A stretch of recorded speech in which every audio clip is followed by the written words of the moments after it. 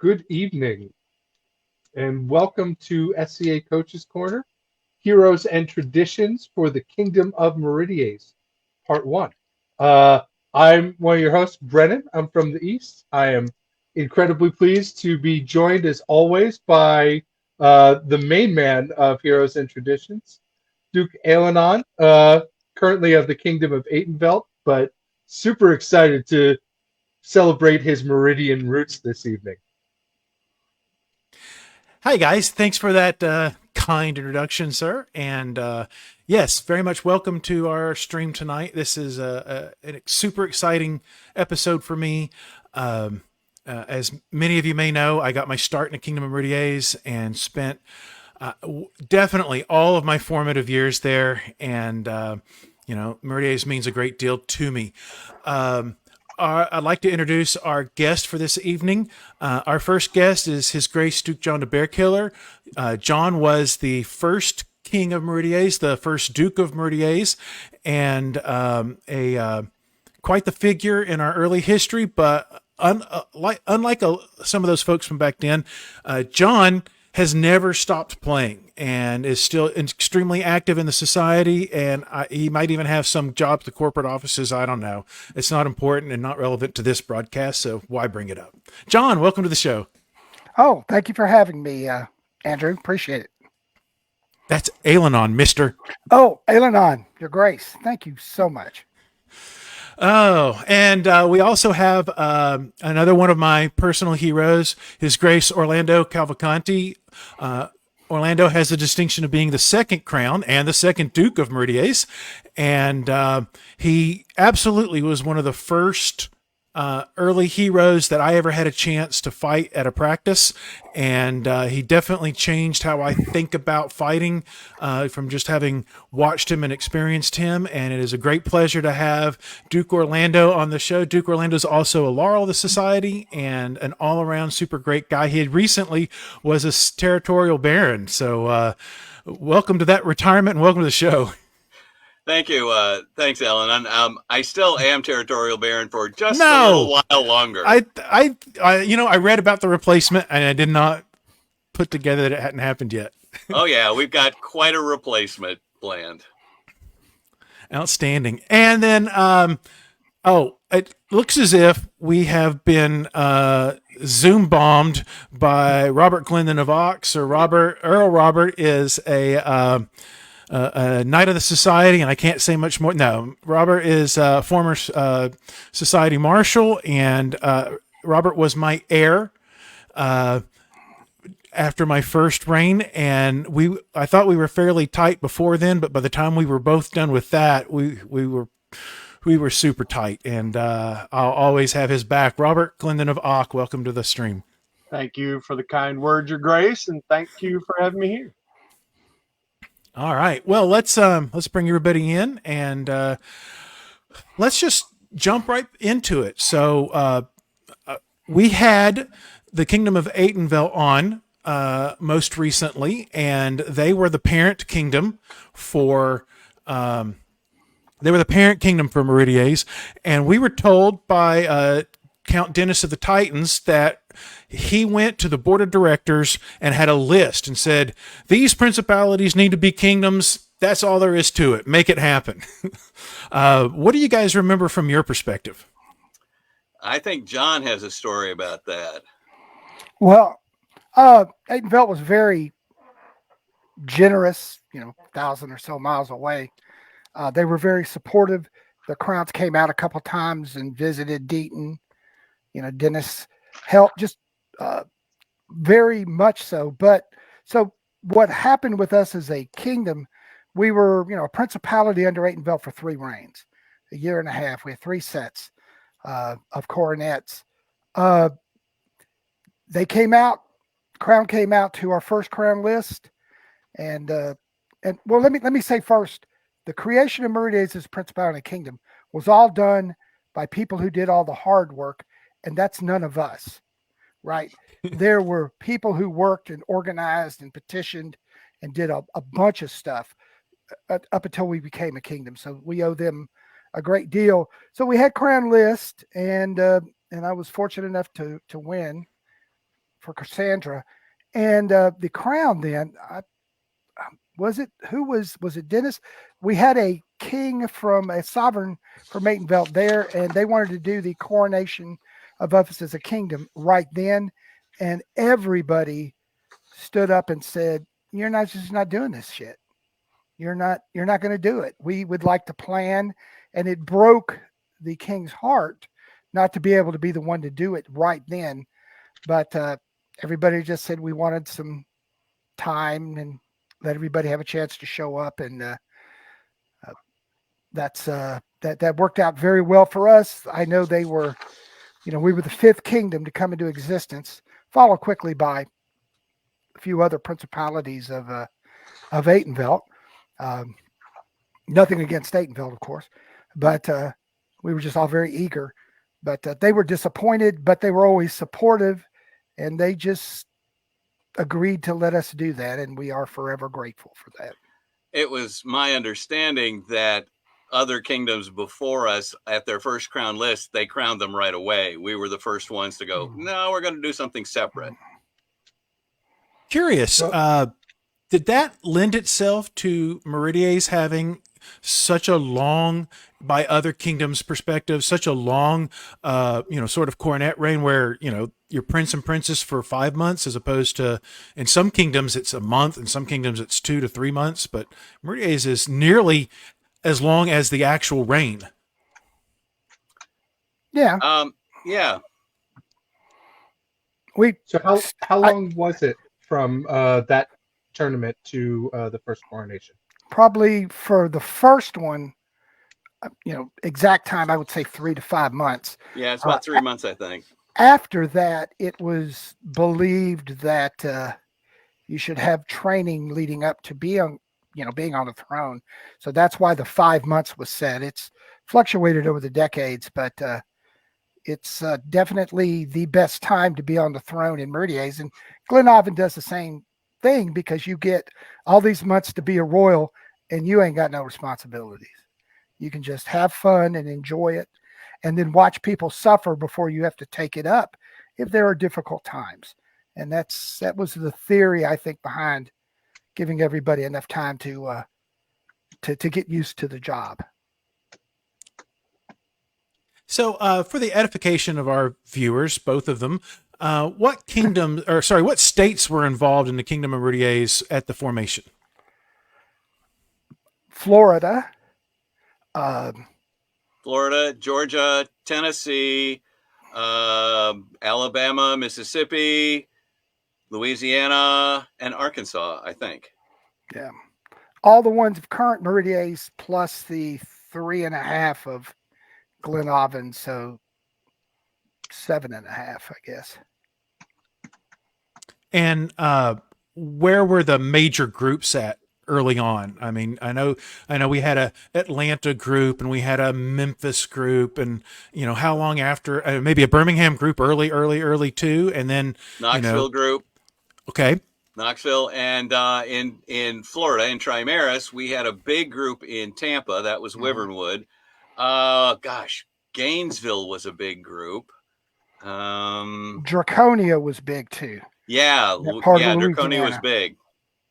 So Draconia was the New Orleans area? Not quite. It was Baton Rouge, I think. Baton Rouge, wasn't it? Okay. It was was there an early barony around that part that then got I guess went away? The Draconia group itself went away. I don't think they were a barony. They actually were. Oh, okay. They were. Oops. No, it's not a problem. They were.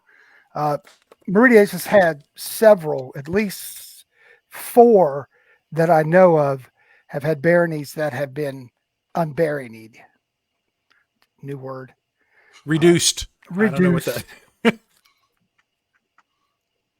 One of the questions from the viewers is, wasn't Birmingham a separate group that got rolled into the SCA? Oh, yes, it was. A name from the past is Ulrich of Wolfhaven. Hank Reinhardt.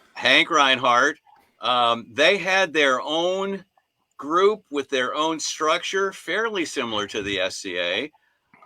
And several of the people in the Birmingham group very generously relinquished their titles that they had earned legitimately in their own game to join the SCA. Well, that's actually not a small thing. No, it's not. I mean, they had knights who gave up their knighthood so that their group could join the SCA. I've certainly heard of the other way around, but that's the first time I've heard it go that direction.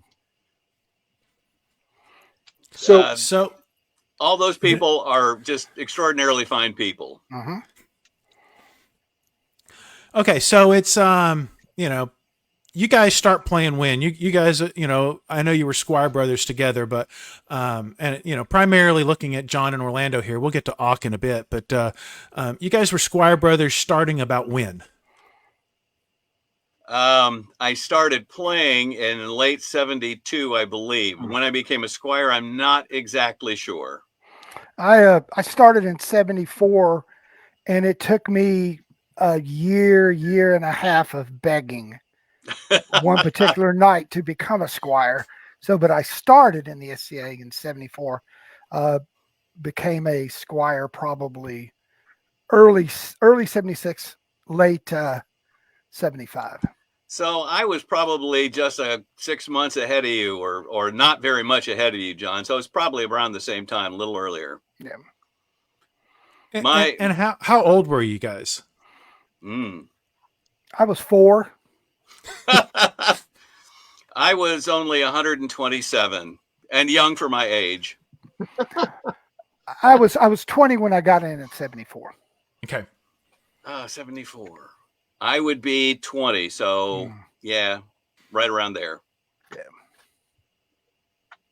And what when you become a squire, what does is the training really coming out of studying under that knight, or are there groups that are driving that, or are there practices that are driving it, or is it really knight to squire at that point?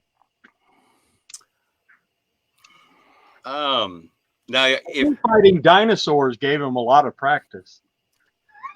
it did, especially the predators, with the little tiny arms, learning to hook those little tiny arms. Yeah. The relationship tonight was very serious. John had to travel more to fight with his knight. My knight was John Ian Arrogate, who lived in the same group, South Downs. The fighting per se, we had big old fighter practices, and we just walloped on each other until no one else could stand. So it was very unstructured. Someone would come up with a new shot occasionally, and then we'd all kind of work on that. But it was really a lot of people had different styles back then, but not the way we do now. No, the when I started, the knights were in Louisiana and in Atlanta. So, Knoxville, Alabama, Memphis group all started, and we had to travel to see what was going on. So when I was able to become a squire, we did travel a lot to a lot of stuff. And we were fortunate in Memphis because we were able to attract a lot of young people who, didn't understand about, the possible danger of hitting people with sticks, wearing garden gloves. But yeah, it was, I got most of my training by traveling a lot. And then when we got enough fighters, running 2 to 3 fighter practices a week for about 10 years. Y'all were more active than we were. We tended to have one big fighter practice on the weekends. We just went nuts in the Memphis group. We just loved it. And you made a whole bunch of great fighters there. Thank you. So, John, I know at least at one point you traveled out of Kingdom. You actually went to an Aidenvelt event. Was that your first time really traveling out of Kingdom? And, if so, what were you able to bring back from that? Well, other than a white belt. Other than that's a scandal unto itself. The some stuff we forget is the Middle Kingdom was because we were so far away from Aidenvelt. The Middle Kingdom knight by the name of Polydor spent a lot of times, a lot of events coming down into our area. So our interaction with, foreign kingdoms, foreign cultures, a lot of that was influenced a lot by the Middle Kingdom back then. So for me, my second event was Candlemas, and they they gave me a great sword and said I was authorized, and gave me a lot of other stuff to fight with that I had no idea what to do at that time. But yeah, we were on, because where Memphis was, we were able to hit a lot of other places that farther down south it was just harder to go to, because you had the east getting ready to start and build down into Atlantia, and then and that's still, a group called Windmaster's Hill was originally kind of possibly a part of Meridies at one time. There's still debate about that, I'm sure, to this very day, but nobody really cares because they're Atlanteans. But I did travel and went to a number of mid-realm events, but the Ailgheanan Crown list was the first time that, we all, five of us got into a convertible, an Impala convertible, and drove all the way to Albuquerque to see the kingdom. And it was pretty awe-inspiring. And then they dropped a belt on me without consulting the knights of my principality. And that came as a surprise to all of them. But culturally, I think it really helped, because of the next event, Orlando got knighted. And up until that point, there had been about a year, 2 years, year and a half, where they didn't knight anybody outside of the immediate area. And I think the best part of all of that was that Orlando got to be a knight. Well, you do see the balancing of the good with the evil, right? I mean, well, once John had his, I could whine a lot. So I'm sure it happened a little differently, John, but I always have it in my mind that you got back from that event and called your knight, Sir Francois, and said, "Hey, guess what we got in common?" Francois and I did not talk for 2 years after that. Oh, it's terrible. It was. I make light of it now, but I mean, it's. It makes a better story, but the reality was, it did cause some bad feelings, which was not helped by me winning the first crown list. But at that point, we all kind of had to lay down our burden and get the hell along. And after that 2 year period, Francois and I got to talking and made up again, and it was all just like it was before. So why don't I'm gonna flash up the crown winners from the 70s. So this will be the first. I don't know, 5, 6 crowns. Certainly wasn't ready because in another world here. Here we go. So in 1978, that's when John and Cassandra stepped up, and then started the 6 months reigns. So we had John and Cassandra, and Orlando and Taslin, then John and Heather, and then Francois and Alex, and then Orlando and Alex, and then Orlando and Caitlin, which takes us into the next decade.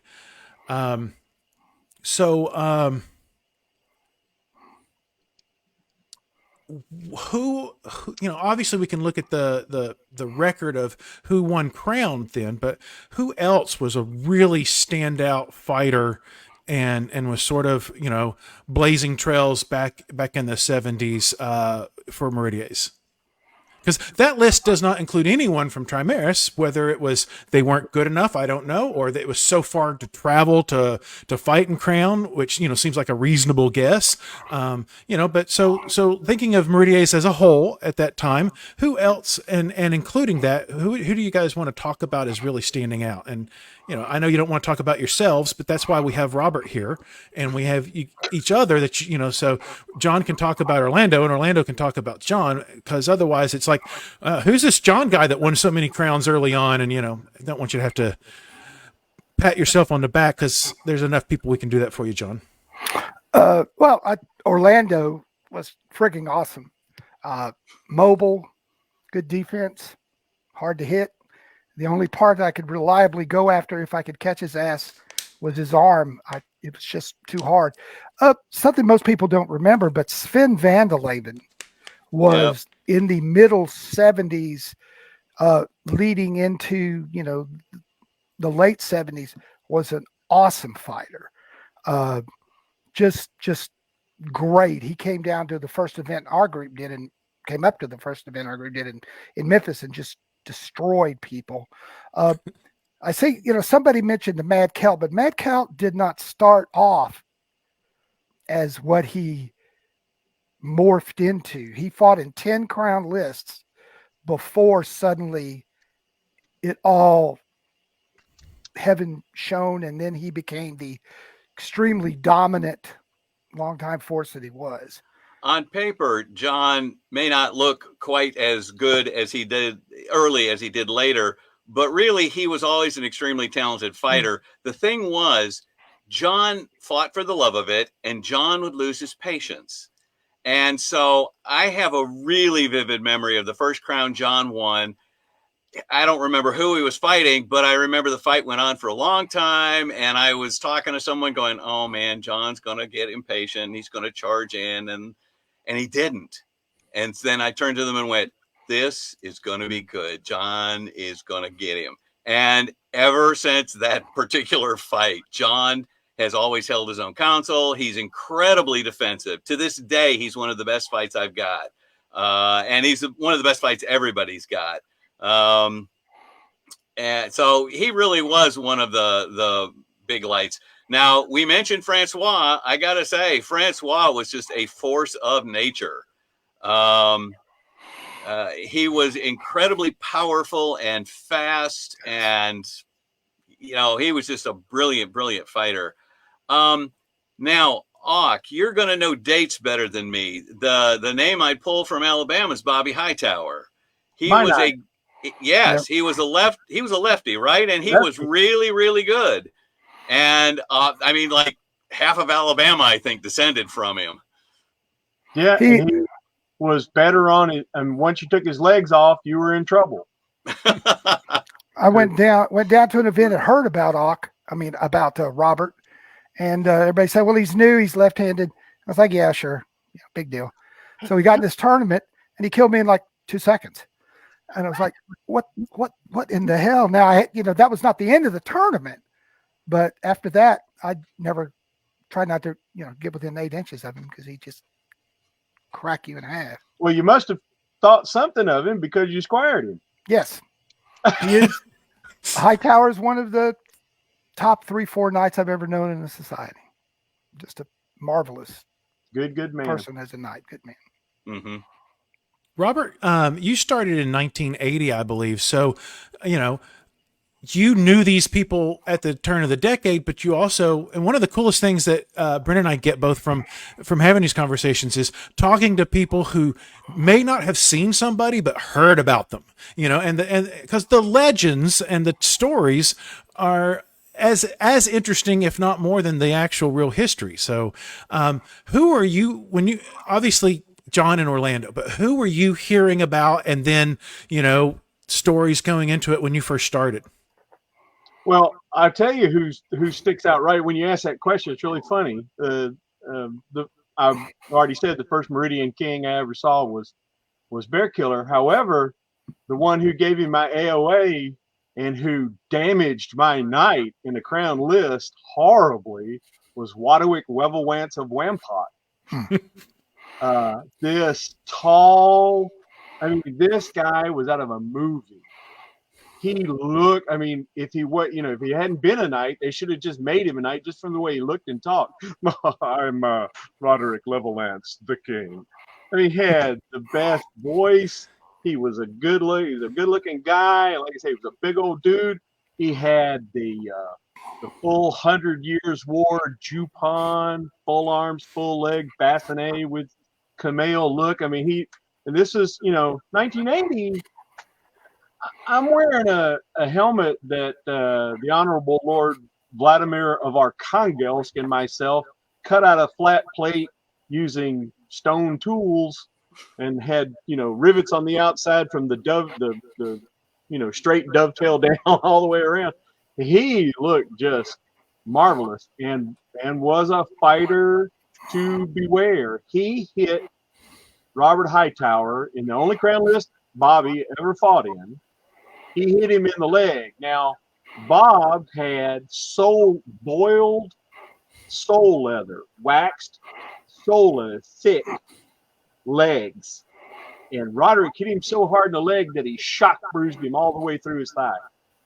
He had a bruise that ran all the way around his thigh from a hit from one direction.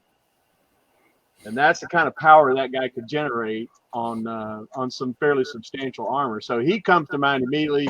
He gave me my AOA, and I've always been in awe of him in the way he looked and acted. And he's a fine man, fine knight. He's still beautiful. Yeah, he's still beautiful. I saw him. Still beautiful. He's still beautiful. Yeah. I happen to know he made beautiful kids. Married a beautiful woman and made beautiful kids, and probably has beautiful grandbabies right now that light comes out of. Probably so.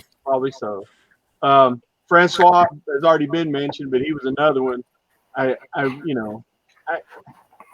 So a lot like Bearkiller in Orlando, I was 20 years old when I joined. I was in the military, so I wasn't scared of nothing. But Francois made me scared really quick. I mean, that was like being thrown into a blender. I don't think I'd been hit so many times. Bearkiller was super fast and precise. Line up against him, bang! I saw this. Here's a Bearkiller story. Here you go. So Bearkiller's in his second Crown list or third Crown list. I don't know which one it was.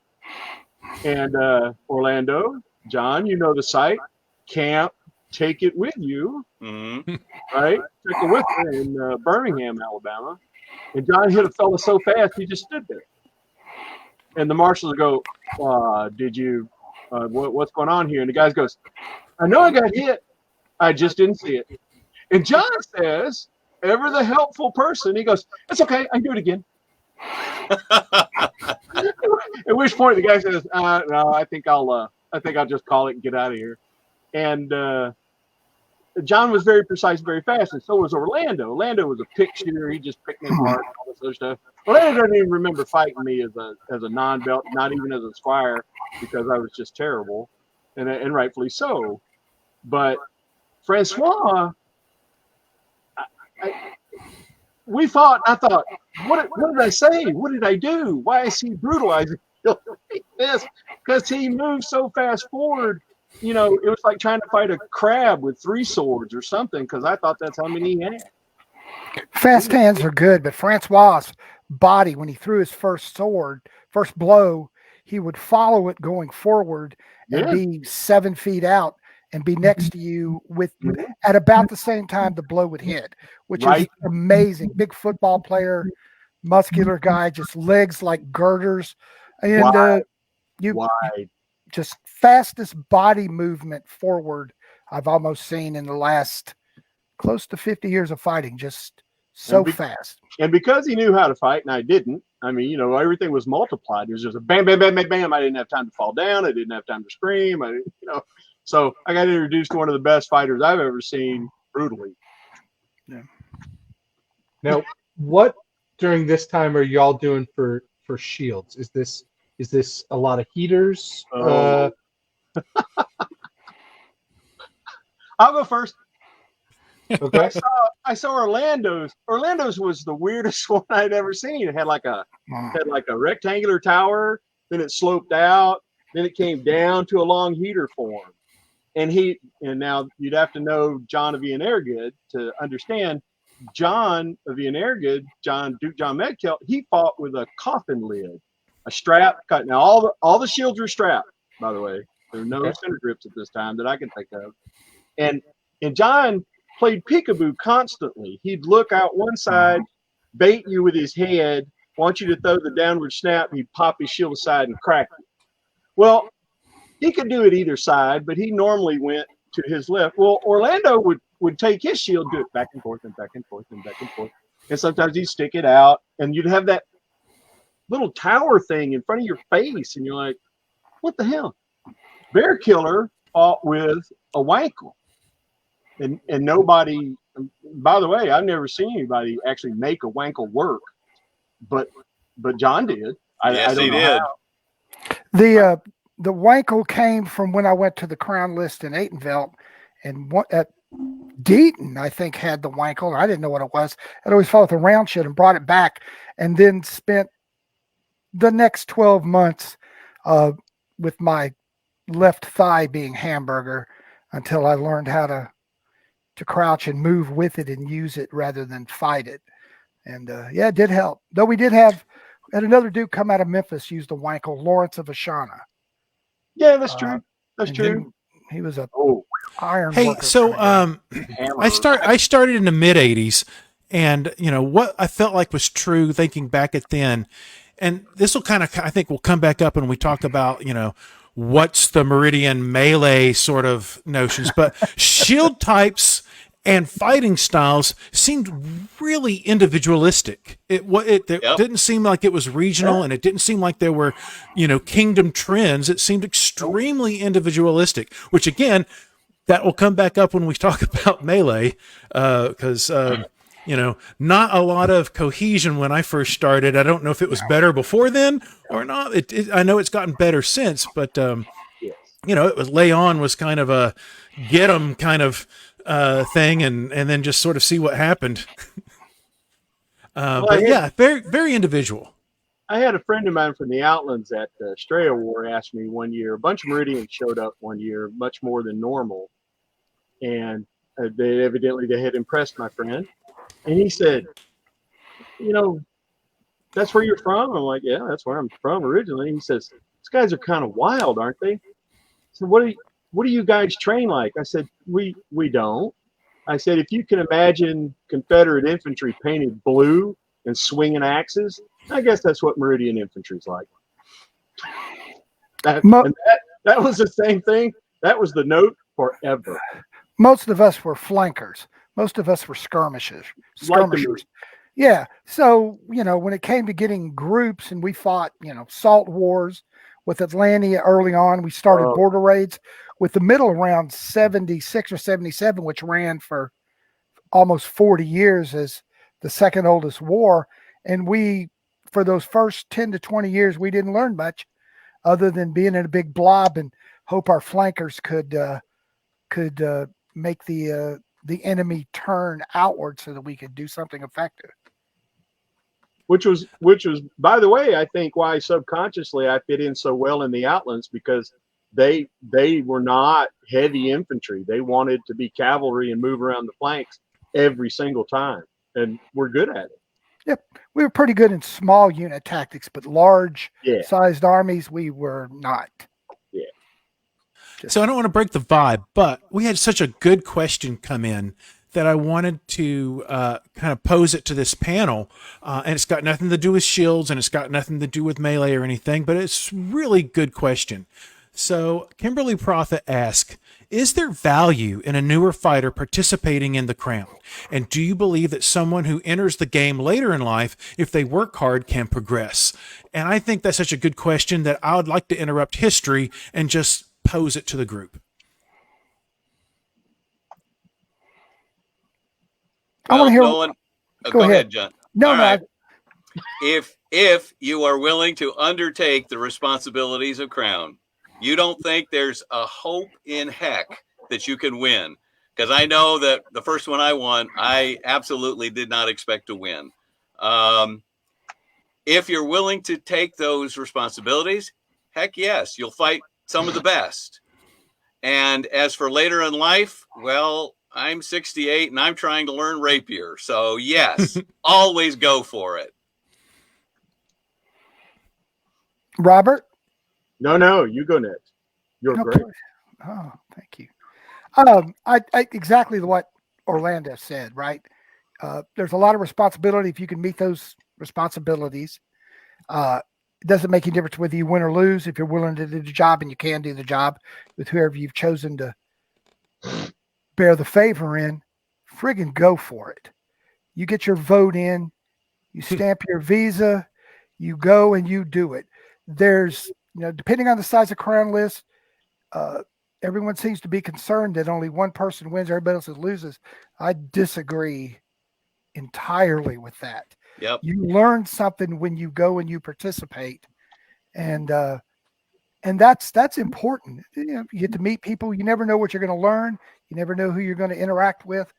And late in life, early in life, find something you're interested in. Throw yourself into it according to your means and your abilities. And the journey is always, usually, if you enjoy it, worth the effort. Whether or not it ends up with the results you think you're going to get, it's always what you do along the way. Because most of us get to be nice. It's like, oh, and then you think back and it's like, it's a different kind of thing when you're working for something. And that is important. That's a great point, John. It's one of the reasons why I try to tell new peers that, if you were working to become a peer, you were doing it wrong. You're working for something so far down the road. The point is, it should not be achievable. Otherwise, you stop working. You stop trying to do the things that got you to the point that you are right now. I love that people really put a lot of emphasis on the elevations of peers. I just have seen so many. I don't get that excited about it. And I'm really excited about what people are doing 5-10 years after they've been elevated.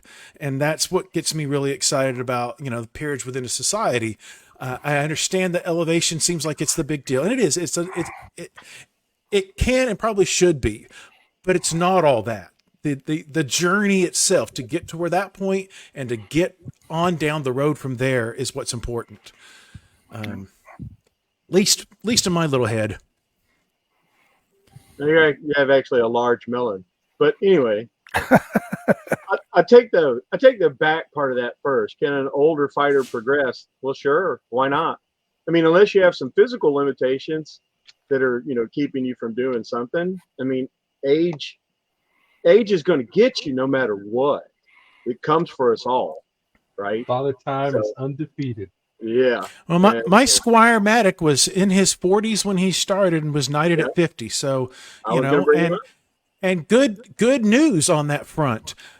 We, as fighters within the society and people getting involved in it, are progressing and fighting so much longer than people have in previous generations. We take care of ourselves a little bit better. We understand not how to overextend ourselves a little bit.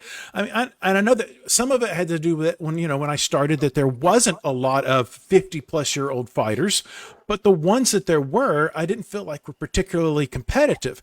And I think the best fighters in the society right now are 50 years and older. I mean, it's not. I mean, it keeps getting pushed and moved up, and it's a cool thing. And some of it has to do with, again, if you can maintain and not get injured and then get the injuries that you get taken care of, and when you are hurt, get the heck off of it and let it heal. If you can do those kinds of things, then there's no reason why you should let age be a factor and you're trying to pursue any dream. And in any case, no matter what kind of fighter you are, old, young, whatever, trying to be a knight, trying to win crown list, whatever, it's got to be because you like doing it. If you don't like doing it, you shouldn't be doing it. I mean, there's not, you don't get paid anymore being a knight or a king than you do being Joe Blow. I mean, in fact, Joe Blow makes more, quite frankly. And as far as the crown list business, yes, you should be ready to take on the responsibility. But I will say this, we went through a period of time in Meridies where we emphasized that so strongly that we pushed a lot of people away from crowns. Yep. Scared them. And then we had smaller crowns, which gave us kind of inbred pools, which didn't do us any good. Hallelujah, brother. Eh, Speak it. So I would say, Wow. if you in any way think you can take it on, that's the first step. And then after that, go man go, because I will guarantee you, it's some of the best fighting you'll ever experience. You'll make some of the best friends. You'll have such a good time. With this caveat, you got to understand, people like, Orlando, John, Ailgheanan, and Brennan, they go into a crown list with a mindset that is destructive.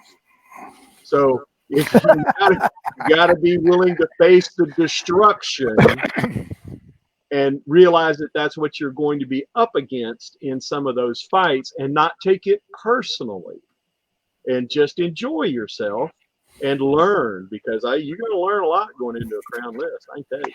That's my opinion. So John won the first crown list he ever fought in. So the part of that I would like to say is that you need the experience of crown to understand how to compete in crown. It's still generally true, but someone had to win that first crown. Did you fight in the first crown, Orlando, or was the second one your first one? I came in second to John. You know what? I'm going to say then that experience set you up to win the second crown. Yep. So to throw a little facts on this, one of the dearest Meridian traditions that bled off into Glendon, and I love telling this, into Glendon and into Trimaris is killing your crowns off. So we do that. Sometimes we don't do it, sometimes we do. But the very first time that happened was when Orlando was a second crown, and when it was time for he and his queen to step down, he was brought in on a palanquin. He was a very good actor, made up as an old man. Yep, I was made up as an old man. I had wrinkles drawn in. I had gray hair and a long beard. I fell asleep several times during court.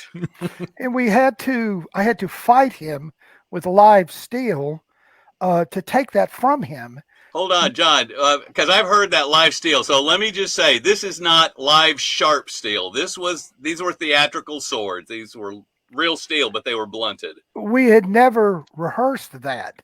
And No. when Orlando Calvacanti intends on this fight to go for a certain period of time, and he beat me down to the ground, literally 2 feet in front of the first set of chairs, I was, for a brief period of time, in fear of my friggin' life. And then, thankfully, with his great acting ability, I was able to kill him. He bled. The blood pack went out. It was all very theatrical. Most people did not realize that the fear and desperation on my face was real, because I thought he was going to kill me. See, and my side of the story is John is a very theatrical person as well. And I knew he was skilled with the sword. I was concerned we hadn't rehearsed, but I was like, John knows stage sword fighting. We'll be fine. And there's a real standard kind of X pattern you do, and you go a little slow. And I saw this blade blur across my eyes and thought I was going to die. So we were both a little more reckless than we should have. Yes, there were lots of blood packs. And rehearsal's good. Yes. The rehearsal is really good. At the very end, after John had skewered me, quote unquote, and all the blood was flowing, I clawed my bloody way up his sword and made him swear the crown oath with my dying breath. Yes, it was rather theatrical. It started a long tradition, which I know Robert and myself have been a part of, and absolutely some of my favorite parts of my reigns were the very last minutes of it because of how we stepped down. We've had some that were very serious, and we've had some that were very, very silly. And I don't mean to criticize anybody else's traditions. Everybody has their own traditions. But for me personally, I had seen other kingdoms' crown coronations where one king hands his crown to another, and I was just like, you don't do that. I'm king. I'm going to stay king till this thing is prized from my cold dead hands. And some of the silly ones have actually been some of my favorites, but it's a good tradition. Yeah. I'm glad that we did it. That sort of gets us, I think, finishing up on the 70s. So we come to my favorite part of the show. Who won the 70s? Oh, okay. I'm going to vote first so I can say John won the 70s. Bearkiller. Definitely. I would say Francois. I would think in terms of the effect he had on everybody and the fact that I was the shittiest squire that ever trod the planet. I could fight, but there's a lot of other things to do. But yeah, I won the first crown, but Francois was pretty friggin' dominant on the, all that time. Well, Francois certainly was better loved because you were a shitty squire, and we all wondered what went wrong and why you shat all over this wonderful night. But yeah, I know that was sad. I'm gonna have to go with Orlando. I mean, coming in 80, there was one name, and it was Bearkiller. Yep. And John will always say, "Oh, I was a shitty squire, and all I could do is fight," and that's just not true. John is a wonderful person. A lot of it's true. Yeah, a lot of it's true. No, well, all the shitty practical jokes are definitely true. They're all true, and a few that we won't tell. But John was always kind and smart and funny, and yeah, John won the 70s. Volatile, borderline psychopathic, and somewhat clutchy. But yeah, well, that's true too. Yeah. It'll be. I was just gonna say it'll be interesting going into the 90s of Meridies because I see some of the comments. You start getting, Ailgheanan, Gareth, Baru, a whole new Max. crew. Max, Yeah, a whole new crew comes in. John, that's amazing. So, we're going to leave the yacht rock of the 70s behind and then move into, a synth wave 80s. I started in the mid 80s. And so I'm going to go ahead and knock out my quick John and Orlando stories real quick. So, John was one of the first kings that I remember. So back then, I only went to a couple of, first couple of years, I only went to a couple of events, and they were all Thor's Mountain events. Thor's Mountain is the Knoxville, Tennessee group. I was a student, and I could afford to go and play too much, but, I went to the practices and I went to Thor's Mountain events. But early on in my career, Orlando was heir, and I believe he was his consort was from Knoxville, and so it gave him reason to come up a couple times, and so he came up to one of the practices, and I had no offense on any one of the people who taught me. I mean, I got a really good foundation and some of the basics of sword fighting, as good as you can do. It was relatively structured, which is pretty cool. But I thought that fighting seemed really stiff, and I wanted to be, I wanted to fight like I played basketball, which is you bend your knees a lot, you sprint, you run, you fake, you jab, you do whatever it takes. And I was thinking, well, I mean, I really like this fighting gig, and I really, really like it, but it just seems so stiff. And then Orlando got out of his car, put his armor on, and went out and fought. And the memory of it is that he rolled around in the ground and popped up and sprung up. And, if you remember from the prequels to Star Wars, it looked like when we finally got to see Yoda fight with the spinning and the jumping and the, and everything. I probably wasn't quite so, but it was still a far cry from what I had seen. And I was pumping my fist in the air and I was screaming, yes, that is exactly how I want to fight. I want to be able to incorporate all those things. And it gave me the confidence and the freedom to start exploring my own sort of how I wanted to be a fighter. And so I'll always treasure that, and then all the memories that I've had from Orlando over the years. So John was one of the, if not the first crown that I saw at an event.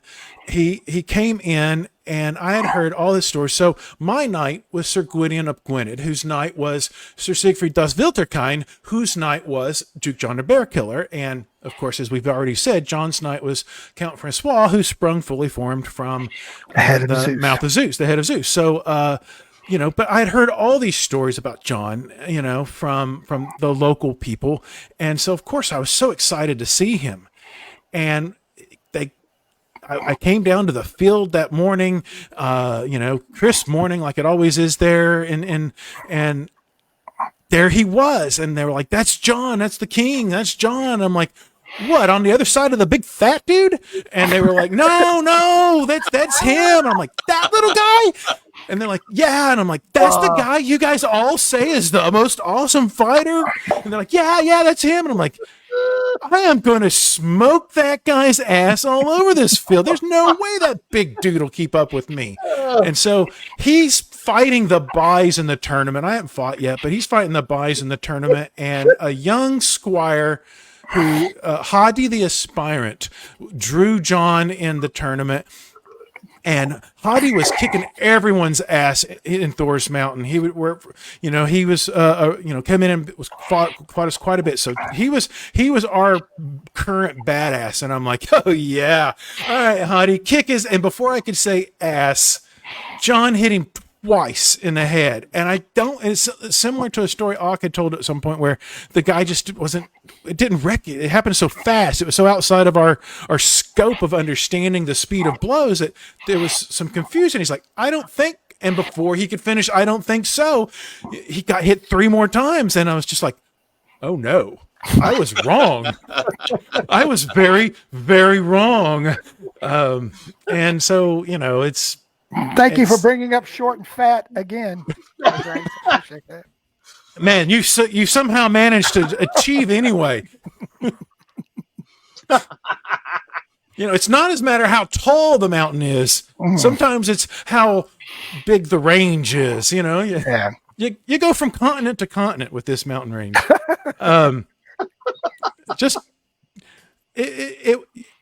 The fact that you lived up to the hype on a hype that I didn't think was realistic, it was pretty cool though. So, those were my initial stories for you guys. So we're in the 80s now. I'll bring up a list in a second of people who won crown in the 80s, but the kingdom's starting to, get going. Tell me a little bit more about who's coming up from Trimaris, or that, you guys get to see here and there.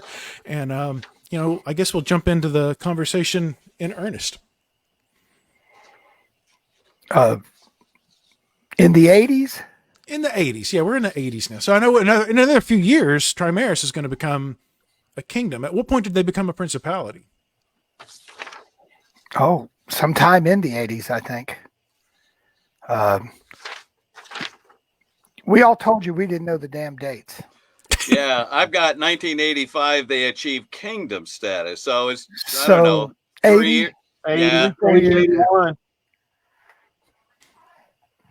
So, I sometimes feel like because of the distance, because there's parts of Florida that are just a long, long ways from Memphis, that as a principality or as a group that needed to become a principality, the distance was really troublesome, because I personally didn't hear a lot about Trimarans, and I know they were active and busy and doing things. I think that had to do with distance.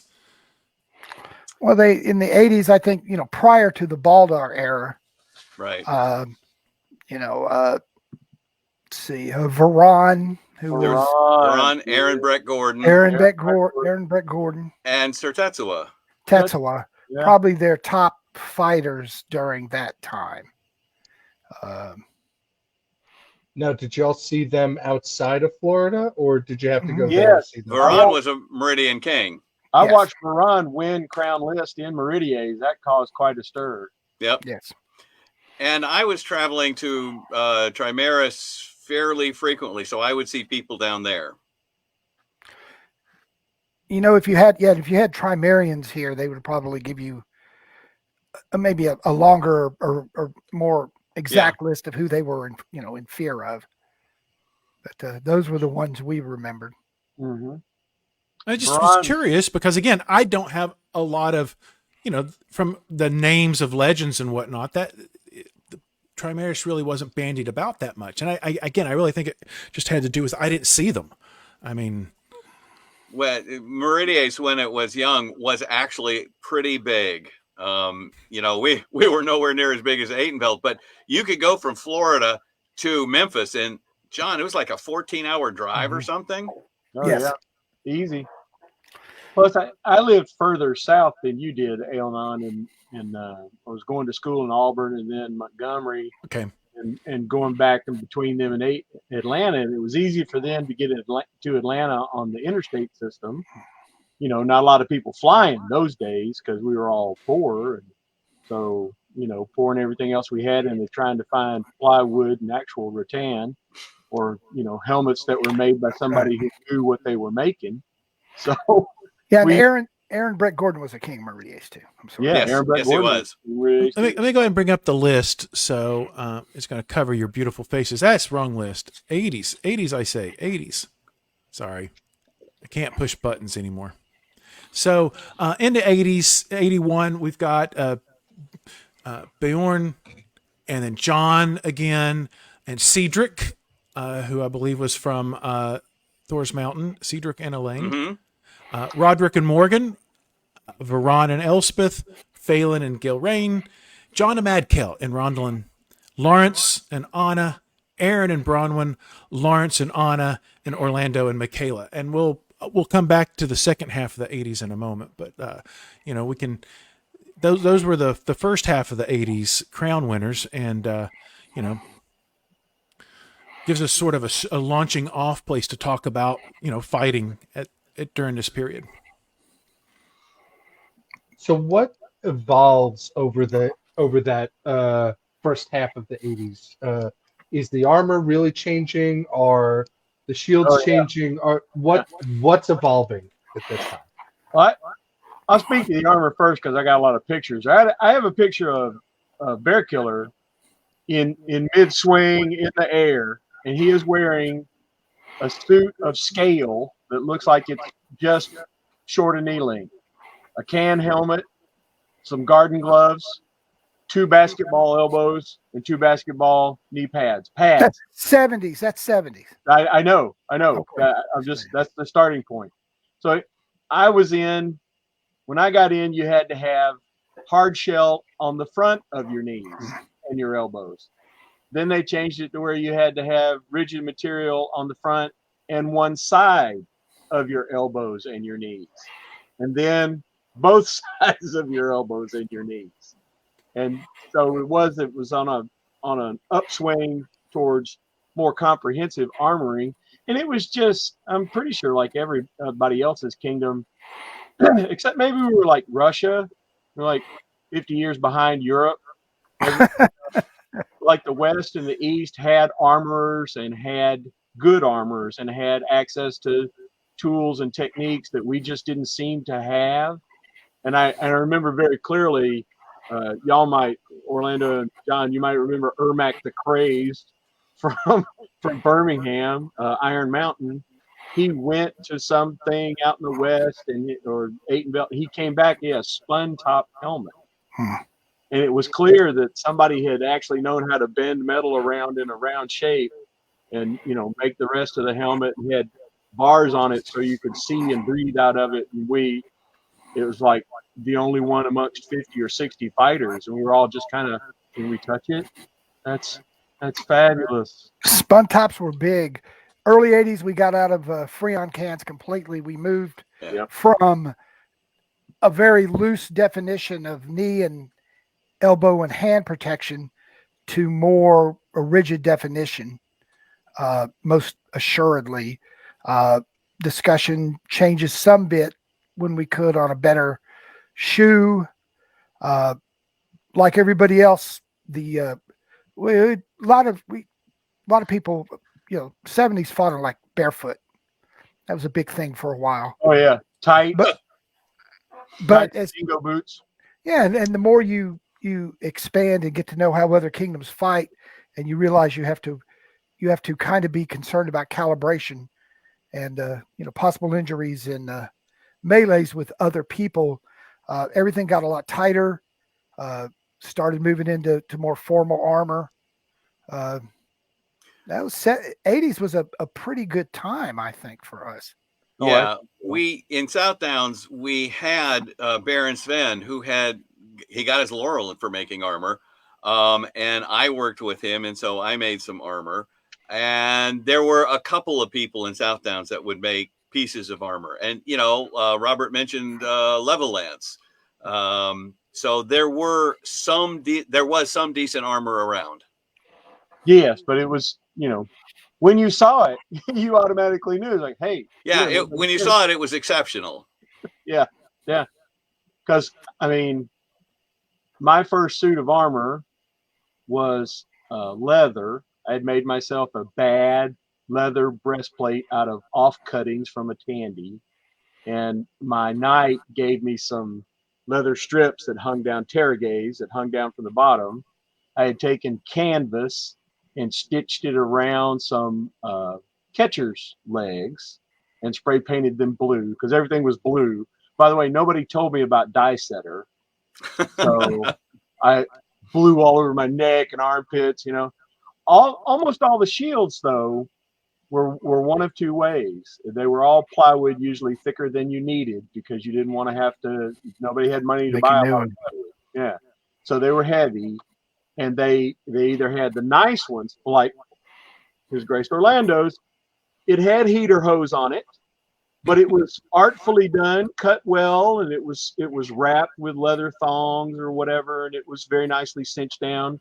Or it was like my first shield, which was a piece of plywood that nobody wanted out of a garbage bin, and it had heater hose on it, but it was entirely covered in duct tape all the way around the rim. A lot of duct tape. I And it think was 20 inches wide. aircraft aluminum was discovered, I think, probably in the late 80s Yeah. for shields, and that just changed a lot of stuff. Which was a surprise to aircraft. Yeah. So I know from an armor perspective, in the mid 80s, the first person I saw that really kind of impressed me, because I think at heart I always wanted to be a damn dirty savage barbarian, was Sir Andros, who was a Celt and really leaned in hard to his kit and really wanted to look the part. I mean, he'd throw a head at you to start a fight, and and I thought that was pretty darn impressive. Now I can't remember if he fought with a center grip or a strapped, but he might have been one of the early center grip guys in the kingdom. He fought for years with a curved heater that was strapped, metal edged, metal rimmed, and then later on, I think he went to a center grip. But for the first number of years, he fought with a curved heater, which most of us did not have the technology to grasp how to make a heater curved. And his was a deep curve. His was very deep. And he was a lefty. And he was a friggin' nasty lefty. Well, I thought he was cool because he threw heads at you. He did. He did. Okay, so my first king story. Bear's gonna love this. So I'm like brand spanking new. So, and by the way, you can blame the Honorable Lord Vladimir of Archangelsk from Thorngill, Montgomery, Alabama. I'd broken up with a girlfriend, feeling kind of down. He's like, hey man, come to a demo. What's a demo? So went to Birmingham, did the demo thing, met the guy who's going to be my future knight, stabbed him right in the hoo-hoos. We got along, famously after that. And at this time, Sir Robert Hightower was a huge SCA cheerleader. Y'all come on, everybody come to the house. We're going to fight, and I'm going to make biscuits, and then we're going to work on some armor. It'll be great. You'll have, all like that. Hey, for those of you who are watching who don't know, that's actually a pretty good impression. Probably could lean into the Southern just a touch more. Just a touch more. And I would go. I was going to school in Auburn or Montgomery, whichever, and I would drive up, and I was also in the Army, so I'd be somewhere else, maybe come down from Fort Knox or whatever, and I would go to Bob's house and go to events, or I'd fix his armor and all this other mess.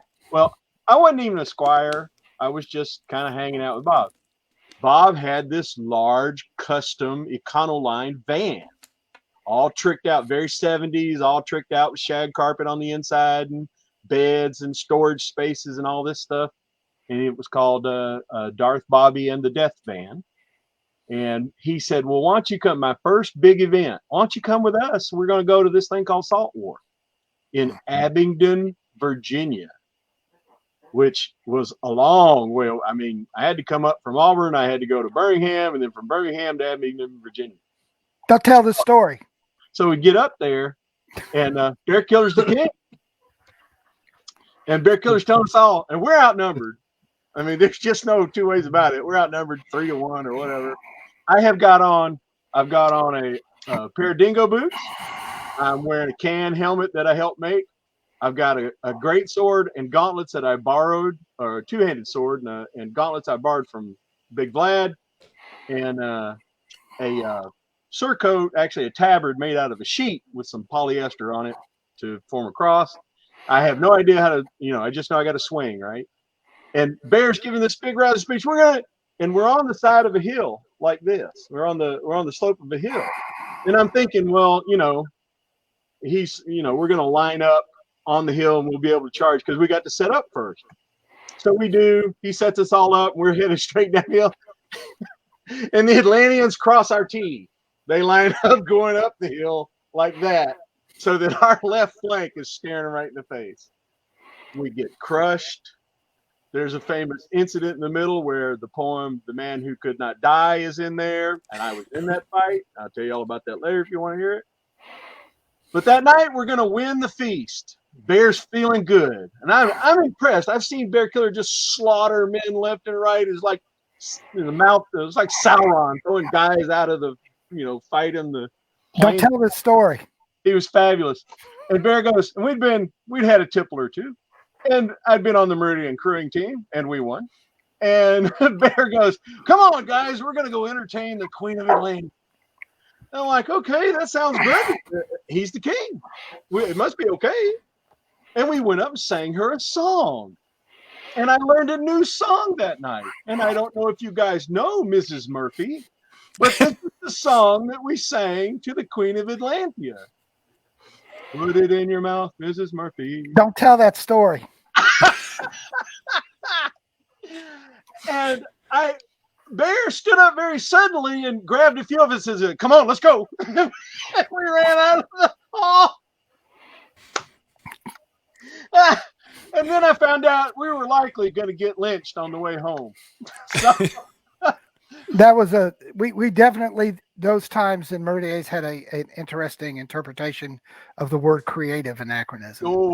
No, but I Bear to this day, I had a lot of fun. Yep. And on that note, boys and girls. Hey, I'm gonna post this comment. It's from my wife, Robert. It says, Oh, no. "Stop." Yes, ma'am. Thank you, Your Grace. Yes, ma'am. Oh boy. Okay, Oh, so back to fighting. yeah, and actually, I'm going to channel Brennan for a second. Brennan normally has lots of questions about melee during this period. So in the mid 80s or in the 80s period, you guys have started some fighting with the mid realm, and I don't know how far into the 80s, but it couldn't have been too far into them. Suddenly there was this three-way war with Atlantia and Trimaris, called, what was that? Was that Fool's War? Was it Fool's War originally a three-way war, or did it evolve to that? I remember a Fool's War that was definitely Atlantia versus Trimaris versus Meridies. It was called some like, it wasn't Sea Wars, was it? It was something else. It may have been. It went once, and then they changed the format. Yeah. A three-army bridge was probably the most chaotic thing I can ever remember being on. Fun. But I'm just, the point is that Meridies is engaged in going to wars. Wars are a lot of fun. It's how you get to hang out with people in other kingdoms. We're going. But what is the Meridian army at this point in its history? Sea raids. I've taught this. Yeah, sea raids. I've taught this class. If you can not talk about putting it in orifices, then you can talk about how the Meridian army is at this point. It is biologic. Okay. Okay. So if you run into people from the 80s or 90s nowadays in Meridies who were fighting then, they'll remember. But the first time I taught at the War College, I just told them, I said, guys, we just fight like an amoeba. We're just this one-celled, pseudopoded, globular shape changing sort of thing. Our only, we have plan A, charge, and plan B, charge. So could we do something different maybe? So is there a point where that evolves, or does that come in our next show? I would imagine you probably need to talk to the next show. Yeah. All It right. was like that for a while. Yeah. So I actually remember it fondly, not from being victorious ever, but I remember it fondly.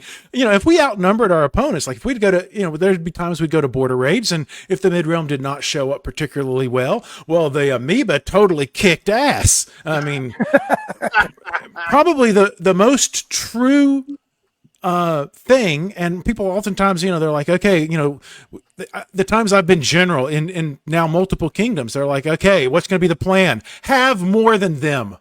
That's my plan. My plan is to always outnumber your opponent. It is the simplest and most truest way in the SCA, because we don't have morale checks. We don't care about being completely and utterly annihilated. So you really need more people, because it's just too easy for it to kind of go one way or the other. So, I mean, and obviously those kingdoms that work harder and do whatever might have a little bit of advantage, but I would still rather have 20 more people than have gone to 5 training episodes before. It's just have more people, but it was awesome. It was lovely. I also cannot, in my head, and I'm thinking about, various warlike situations we've been in, and a number of our hot dogs would run out and in a line, but then immediately break off and start calling for single combat. It's just, looking for other like-minded single combat people on the edges.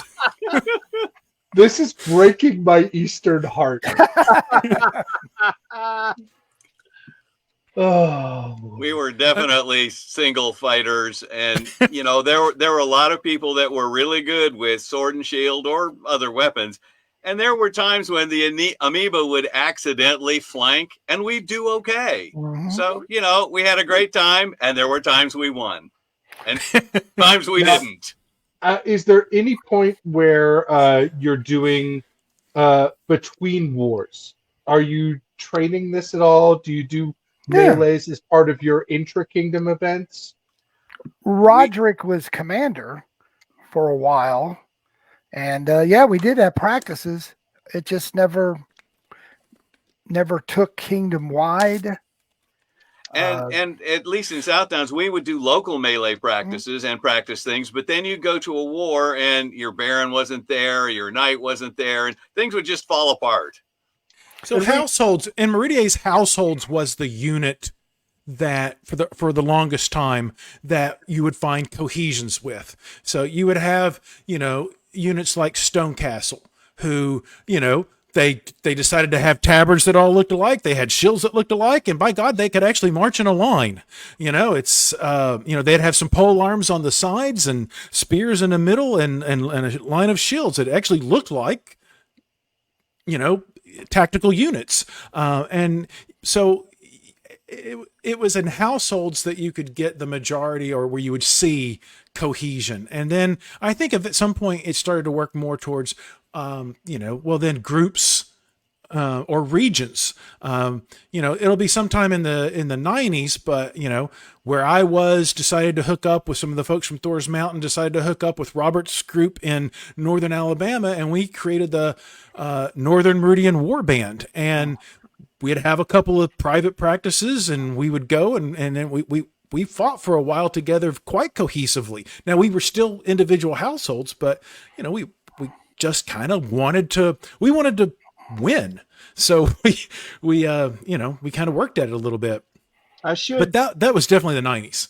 I should say in the 80s, I was taught, and by the way, I think it was in Iron Mountain when I was a yonker, coming up, is we were taught to fight in squads, 3, 6, and 9-man squads.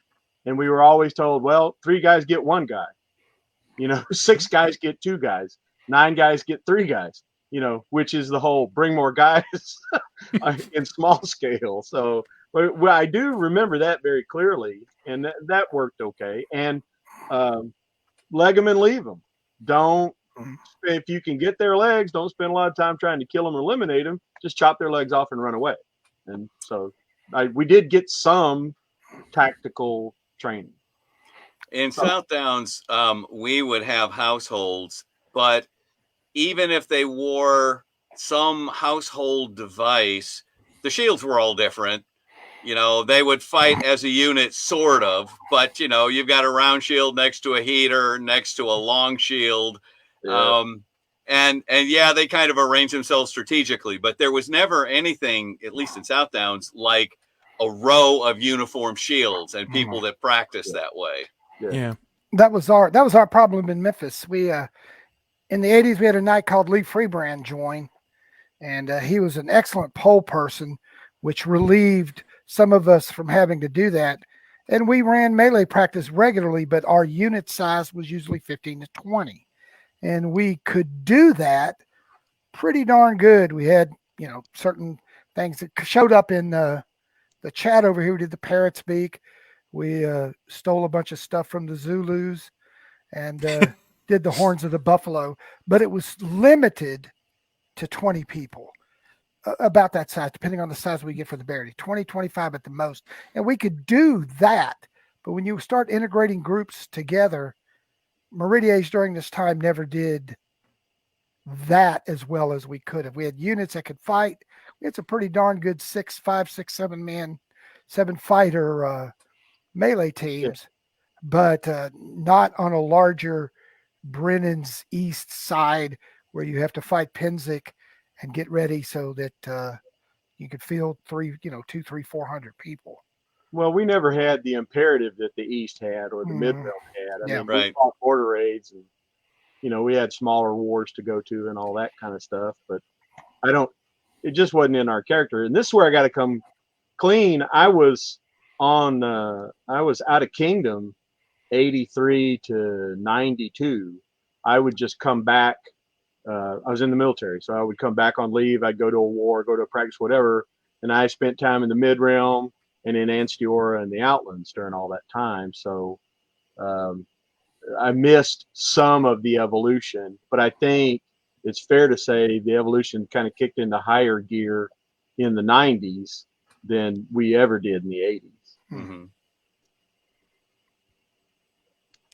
So what about individual training? You know, from as early as I can remember, Meridies had a fighters collegium. When did that actually start? Do any of the three of you remember when that event started? Late 90s, late 70s, early 80s, I think they started to do it. Yeah. So that's early. It is early. I know we, in the Memphis area, had 2-3 fighters collegiums during that time.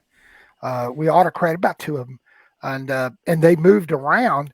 But again, most of that during that time was single combat training, style training, right? Different weapon style training. Yeah, and I think that's the emphasis in Meridies. I mean, it loved a tournament. I mean, it was rare for an event to not have a tournament.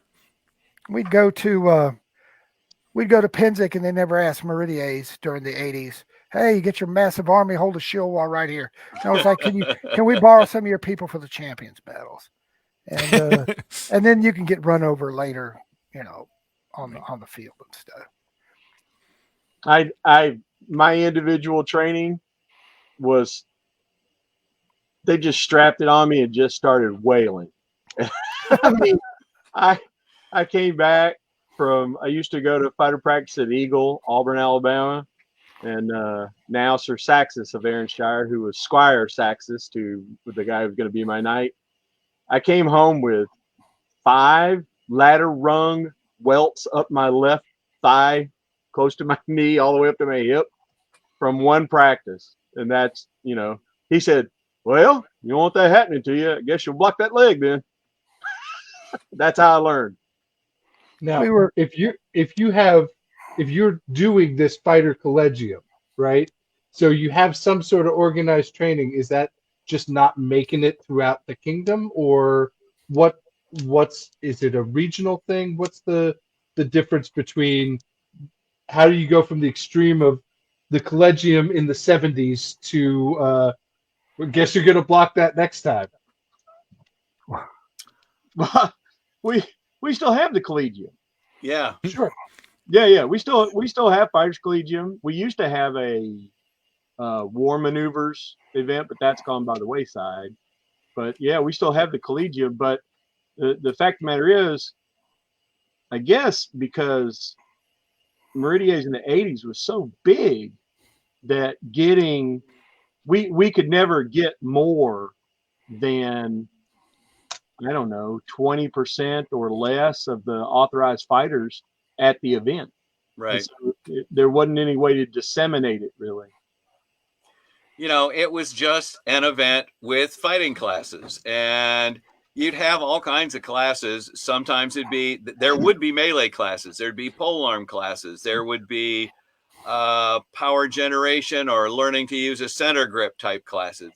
Real single combat oriented. And like Robert said, the people that came would learn and be trained, but it wasn't done in a uniform army fashion, and there weren't that many of them that came. It was not the biggest event in the kingdom. Yeah. Our barony is a little bit different. We stressed heavily basics, and then immediately pushed people out to travel to see what else other people fought in other kingdoms. Our barony still in 2010 on, we brought in Tomiki a couple times. We brought Sean out. We are very, very much focused on not a single system, but widening your exposure as much as possible. The King's event up in Ontario, we've had people go down to Ducal University. It is, and it has always been. We've been very successful. We've had a number of Ducal couples come out of my barony before, and all of that is not based on one system. Out of everybody we've had, I've only had one student that fought exactly like me. 2 students maybe. Everybody else, they went out and brought it in, and we built it up at practice. But in terms of after you get past the basics and the Bellatrix style, how Brannos teaches systems, but it is adaptable. And that's very good. Basics are just so important to what you build on. And we never fell in love with any system inside the group. Though we did have Girth. We had a couple knights who learned Girth Oldcastle style like 30 years ago. And all that resulted in was broken bones for anybody who fought them. Well, it wasn't them getting their bones broken. It was them hitting people. And, if you're going to fight somebody, you're going to fight somebody 5 times and you lose 4 of them. And the only one that's remembered is the one time you won and you crushed this person. Just make them not want to put on armor again. Hey, that in some circles, that's considered a win. Woo! Hey, I think that's a really good lead in to talk a little bit about some of the kingdom differences. Meridies has a pretty solid reputation as being one of the lightest calibrating kingdoms in the known world. Talk about whether or not you think that's true, and if so, how do you think it kind of evolved? And give some thoughts on that. I mean, I don't know about you, John. I mean, I know you could hit like a ton of bricks, but did you all the time? In the 77 when I went to that infamous crown list in Aitenvelt, and I bought all my gear, and it was all Meridian gear. I laid it out, and they wanted me to fight the buys in their crown list, right?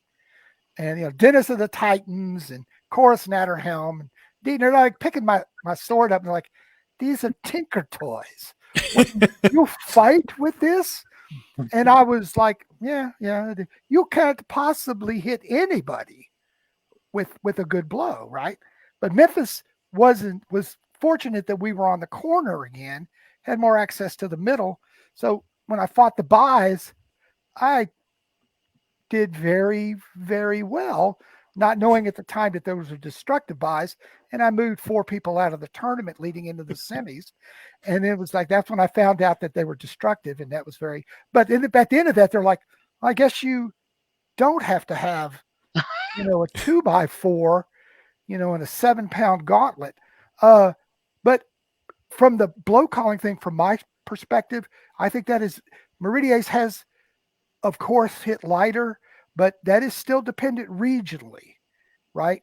Depending on what part of the kingdom, that alternates a little bit with who else you have exposure to. So more central Atlanta, southern kingdom, I think southern part of the kingdom, mid part of the kingdom would for a long time fight kind of light for a while. And we all fought light, the northwest part could, Knoxville fought a little bit harder. Northwest Louisiana, Yeah. Francois. They're on the border with Atlantia. So yes, Johnson City. But I think that's more a philosophy thing. But when you get to the 90s, and you'll find this out, a lot of that is not true. Well, and one of the things that we say in Meridies is we'll play your game. Now, sometimes we throw a little lighter, but we would go to some place and try and step up. And of course, if you don't do it every single day, maybe you don't get quite as hard. But we tend to call light and throw heavy. John's story, I have a very similar one. I went to a tournament at Windmaster's Hill, and I was fighting in a tournament, and they kind of looked at my equipment and went, "You can't kill somebody with this sword." And I went, "Okay, fine. You call them as you want, and if it's not hard enough, just don't call it. Don't worry about it." And I would hit guys, and they go, "Oh, good." So I won the tournament. The king, who shall remain nameless, announced in court that the runner-up, won the tournament because I could not possibly have killed somebody with a sword that light. oh my goodness. In spite of every single fighter going, "Damn, that was good." That's odd, Orlando. I went to Did this king's name rhyme with Eichel Edford? No, it does not. No. Okay, interesting. That was so subtle, Ellen. That's me. Well, that's a harrowing story. Yep. But, that's how we get some of our rep. People will tell stories, and then the stories themselves take on a life. Yeah. Yeah. Go ahead, Robert. I'm sorry. No, go ahead. No, please. No, please. No, Oh, after good you. Lord. I couldn't think of it. Please. Go, Bear. Robert, go. Go, Robert. No, I'm the Okay. host. So- I'm one of the hosts. Robert, you go. Okay. So Jeebus. when I had to go up to Fort Knox, but I'd been in Meridies, and I'd already been to border raids several times, and had been fighting in the mid realm some, so I knew what to expect. No big deal. Got the Anstiora, a little bit of a shock. They and I was very proud about being a Meridian. I was still wearing Sir Robert Hightower's Squire's belt, and they'd ask me whose belt that was, and I'd tell them where they're from, and because of what they thought they knew, it was like, well, the guy can't hit hard enough. Well, turns out I could.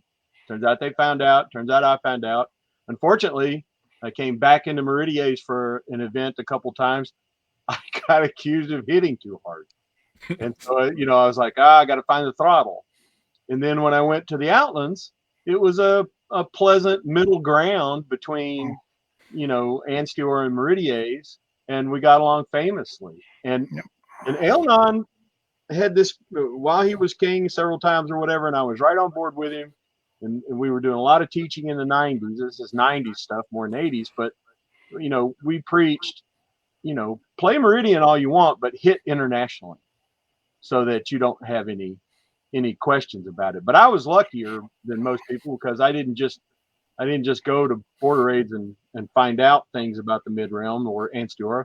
I traveled around some, and so I got informed in the 80s. I got informed about all the different calibration levels. Because, in the Outlands, we fought doggone Aiton Belters and, Anstiora. We fought the guys who would become Ethelmark and that kind of stuff. And so I got quite the education. But I'm going to say at the base of it, it was just all misperception, really.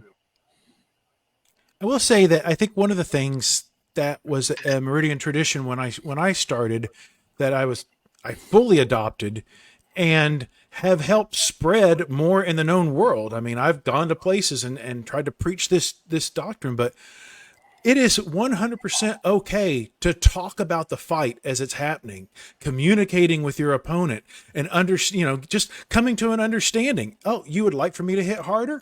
That's great. I love it when someone actually uses their words to tell me that. I mean, Brennan and I fought the last time we fought at Pensick, and he's like, I feel like that's about a 3 or 4, and I'd really like a 5. I mean, and it's like, well, whether I wanted to hit him harder or not, the fact that there's a language and a willingness to communicate and not, and no stigma attached with talking about it, allows for fighters to, start to understand each other, and then they can each take away something from the encounter.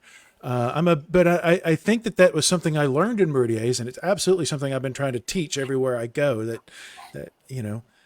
it's not just okay. You really should try hard to be talking with each other.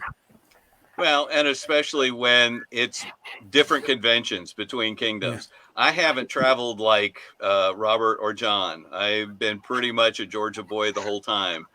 But I do travel to Penzix and Adult Swim and a couple of other things. And you better believe I check in with people about what's okay and what's not. I want to go to Adult Swim one year. Oh, it's awesome. Before I hit my wheelchair. Just use a lance.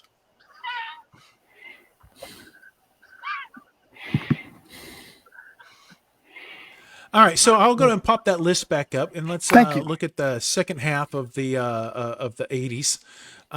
We've got, we're coming into a really interesting period with Kane and Alyssa, Kiari and Caitlin, Kane and Alyssa, John 4. So John puts his foot back in again and tests the water, and Heather the third. John of Medkelt gets his ducal reign at this period with Rondalyn, and then Richard and the beloved Richard and Elwyn, and Ryan, the beloved. Sorry, let me say it the correct way. Ryan the first and the beloved Leadrin. Leadrin, yeah.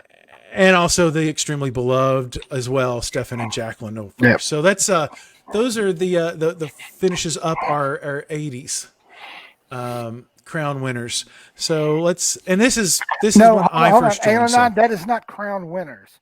That is people who have served. Okay, you're not wrong. All right. Thank you.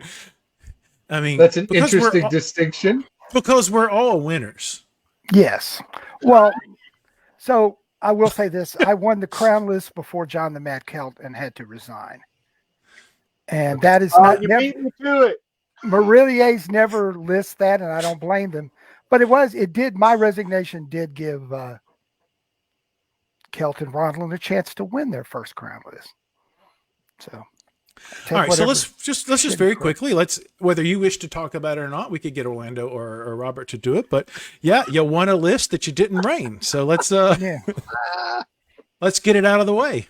Oh, okay. So I won a list, and I fought for somebody who's not my wife, and it turned out very badly, and I had to step down. And the woman I fought for was a beautiful Baroness at the time in Memphis, and I had to resign because of severe personal issues, and she did not get that opportunity because she would have made a beautiful, awesome queen.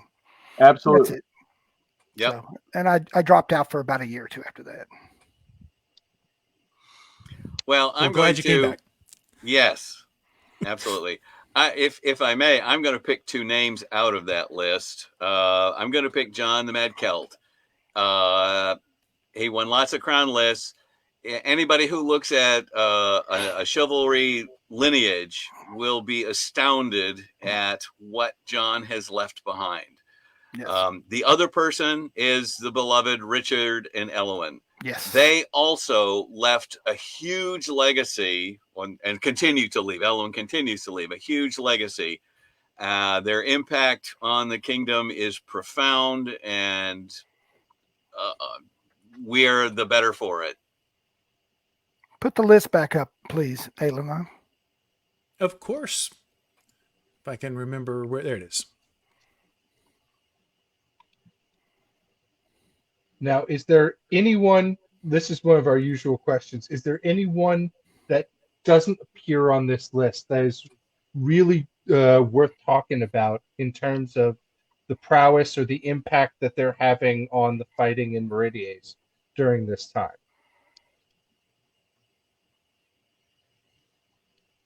And no seems to be a reasonable answer. Yeah. I've been kind of waiting for someone to bring up Richard's name. Like I said, John has an astounding lineage. When you get to Meridies in the 90s, there are going to be a whole bunch of Richard's guys that show up. Yep. Yeah. Yeah. I was out of kingdom for a lot of that. I actually think from a prowess standpoint, the people who are truly blazing. Now, I've got some regional things that I can throw in there. So I don't know how long he was around, but up in Nanny-de-Weirden, there was Harold Bodvarsson, which I know how long Harold was around, but there was a Sir Thorkill that came in from Onsteora, and that man, as I remember, was hell on wheels. He was a bad man. He was a good fighter. Seemed to have a lot of strength. I remember him being tall. But I don't remember how long he was around or if he got to travel very much. Maybe he was just terrorizing that part of northeastern Tennessee. I wasn't traveling that much in that time either, but I didn't know him. I would say Lee Freebrand from Yeah, definitely. He was a distinct. He's kind of like Steppenwolf, and of course there are fans and not fans, but when both of those individuals stepped into the SCA, you pretty much knew that it was just they were going to be chivalry. Mm-hmm. Lee especially. It's like I took him as a squire. I couldn't teach him a damn thing, but he made me put away my glaive. I'd been a glaive fighter for a long period of time. Won a crown list with a glaive once, but he made me put that away because I didn't have to do that in a group anymore because he was so good. This big, tall, dressed in black, just an immaculate person. And he made a big difference in the use of pole weapons, I think, at least in the northwest corner of Meridies at that time. Yep. I have a Robert or John, either one. What's the longer Japanese sword? The Naginata. Oh, he made me one once. Not the Naginata. No. Look, that's a pole weapon. That's a pole weapon. Yes, that is a pole weapon. Sword, katana, Tashi. It's like uchi katana, or katana's the mid sword. Wakazaki. This fight's like a cross between a bastard sword and it's about 5.5 feet long. Yeah, that's a nodachi. Nodachi.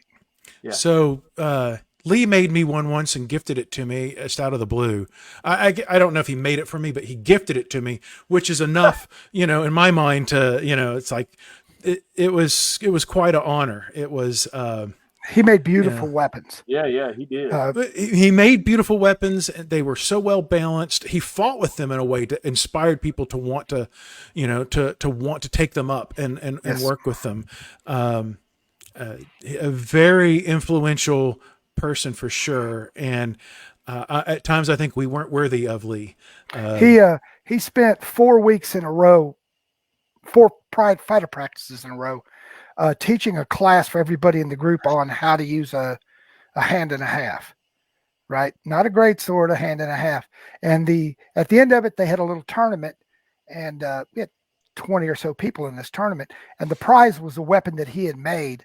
And I had not taken his class, but I got in the tournament and won just to get that thing. And then it got stolen by my squire, Ray Beaumont, who was a dog and still has that weapon. At the Society Marshal? Yes, oddly It's enough. some bitch outlawed Zoom bang on my kidneys. That I guy, know, I can't I know. stand that guy. It's You mean Ray the retarded? Yes, he's still here. Well, So we don't say that word. Moo. Oh, sorry. James says it's a Nagamaki, which is correct. Okay, No, very you, cool. James. no, he's not correct. It's But not I'll- the longsword. Well, it might have another. Nagamaki was a hybrid weapon. I mean, Yes. we don't need to have a Japanese terminology, etymology lesson right here, but Nagamaki is a different weapon. That's the one that Angus wanted to use, and they wouldn't let him use, and then they did let him use, and because they, for some weird thing about it, had too much handle for the blade amount or whatever. It's like half and half. You know, it might be Yes. feet long, but it had 3-foot blade, 3-foot handle. They, for some reason, they wouldn't let him use it. That's a different weapon. When I think of the longsword, I think of the Seven Samurai and the goofball who had that Yes. huge sword Yeah. dragging behind him in the dirt. Yeah, that's it exactly. But I Yeah. believe the term for that is no dachi. No Dutch. Well, we'll argue I'll about look it up the later. stones when we're done here. We'll see. Tim Burris comes in. Thank you, James. Thank you, Tim. Yeah, Tim. His Grace Timothy says Nagamaki is a half handle, half blade. No dachi is more akin to a longer katana. There you go. Thank you, Your Grace. Thank you both, your graces, for answering those. So yeah, Lee definitely an unnamed person on that list of people who served on the crown. He would have made an amazing crown, but I think Orlando touched on something that was pretty important, and the Richard and Elwyn reign. Sometimes people are larger than their. Richard, in a way, is larger than his prowess. His prowess was good. He was an extremely solid, capable fighter. I mean, I remember him just being nasty when he needed to be, and it was really good. But his just the who they are was so much larger and so much greater than anything like prowess. I mean, if I'm all I'm ever known for is my prowess, I personally would be happy with that. But Richard and Elwyn were just elevated the entire kingdom with their grace, with their attention to everyone from the newest person to respecting the peerage orders. I think we all learned so much from their tenure on the throne, and it was only 6 months, but it felt like it lasted 20 years. I mean, I've seen a great number of very, very good people and crowns in the SCA. Richard and Elwyn's reign was the best I ever saw. Just overall, they were just so Well, it transcended. all across the kingdom. Yeah, it was just a different thing. I've never seen anybody do this so selfishly with as much honor. Selflessly. Yeah. Yeah, that word. Selflessly. It started off so as similar and so different. not so selfishly. It was just all about everybody else and was never about them, which is sometimes rare as to be amazing.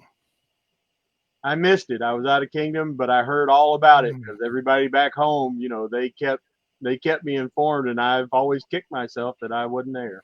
It's incredible.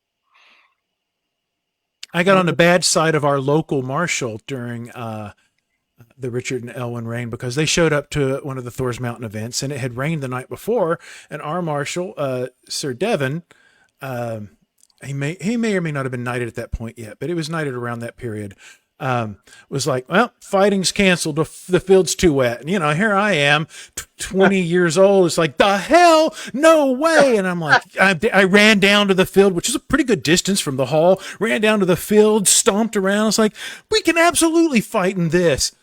And I went and told, I went to the crown, Your Majesty, they're canceling the fighting. I can't believe that they're canceling the fight. The field's just fine. It's like, well, let's go check it out.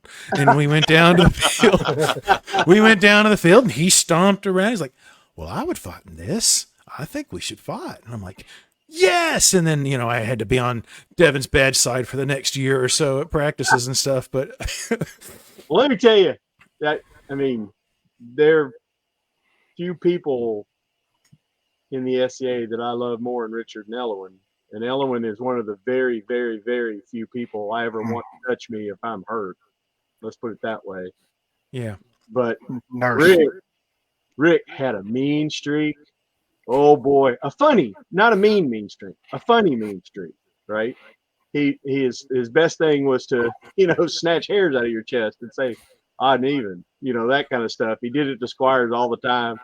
And he brought me a set of male gauntlets to an event down in Florida, and I was the Kingdom Earl Marshal. And he's like, "Hey, I want to wear these." I'm like, I looked at them; they were nice, but male wasn't rigid enough at the time.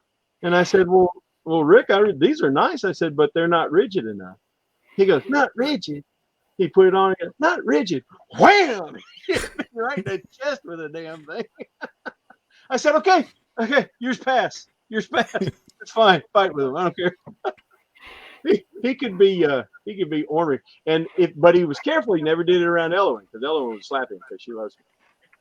So one of the things about our stream that we like to do is also talk about the traditions within a kingdom. And because we're talking about Richard and Elwin, and because we have both His Grace John and His Grace Orlando, one of the really super cool things I think about Meridies is an order called the Order of the Chalice.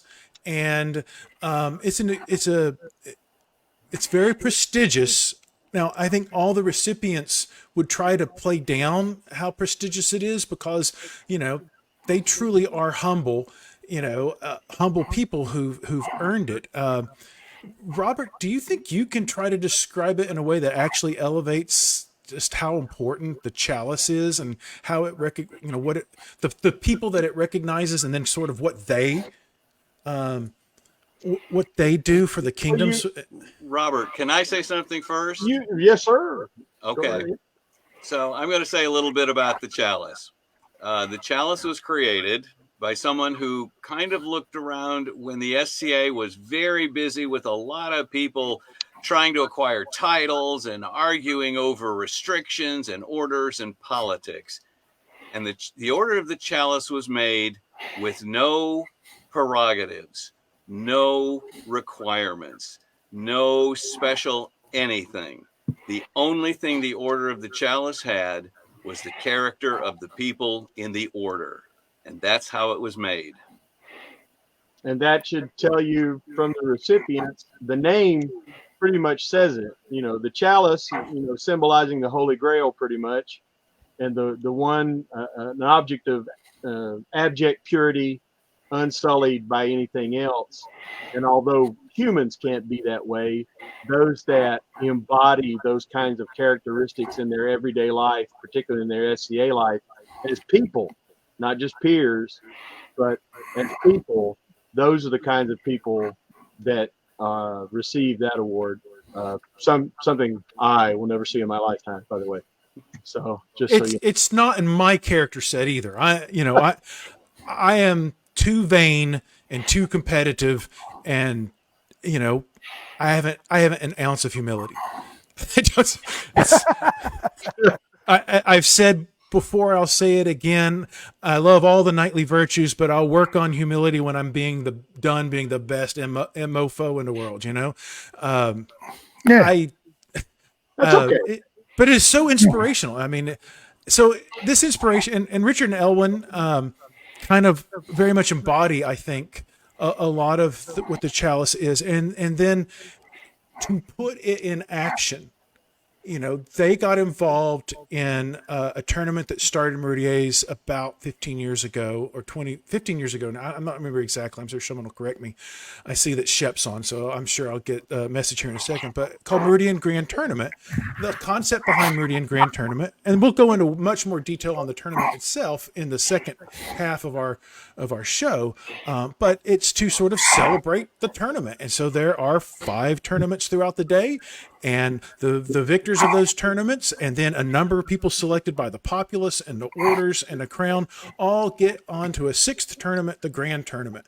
And one of the tournaments on that day is the Order of the Chalice tournament that's sponsored by the Order of the Chalice.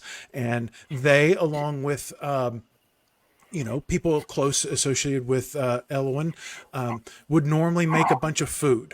And then they would sell that food as a donation. And then the tournament itself, quote unquote, requires an entry, a suggested $20 or something like that. But there's always people there to support a fighter if they don't have the money with them. I mean, always someone willing to sponsor someone, so that if you want to fight in the tournament, the money won't be the thing that holds you back, because there's always going to be someone to hold you. But they raise a metric shit ton of money through these two things. And then it's so cool. I choke up thinking about it.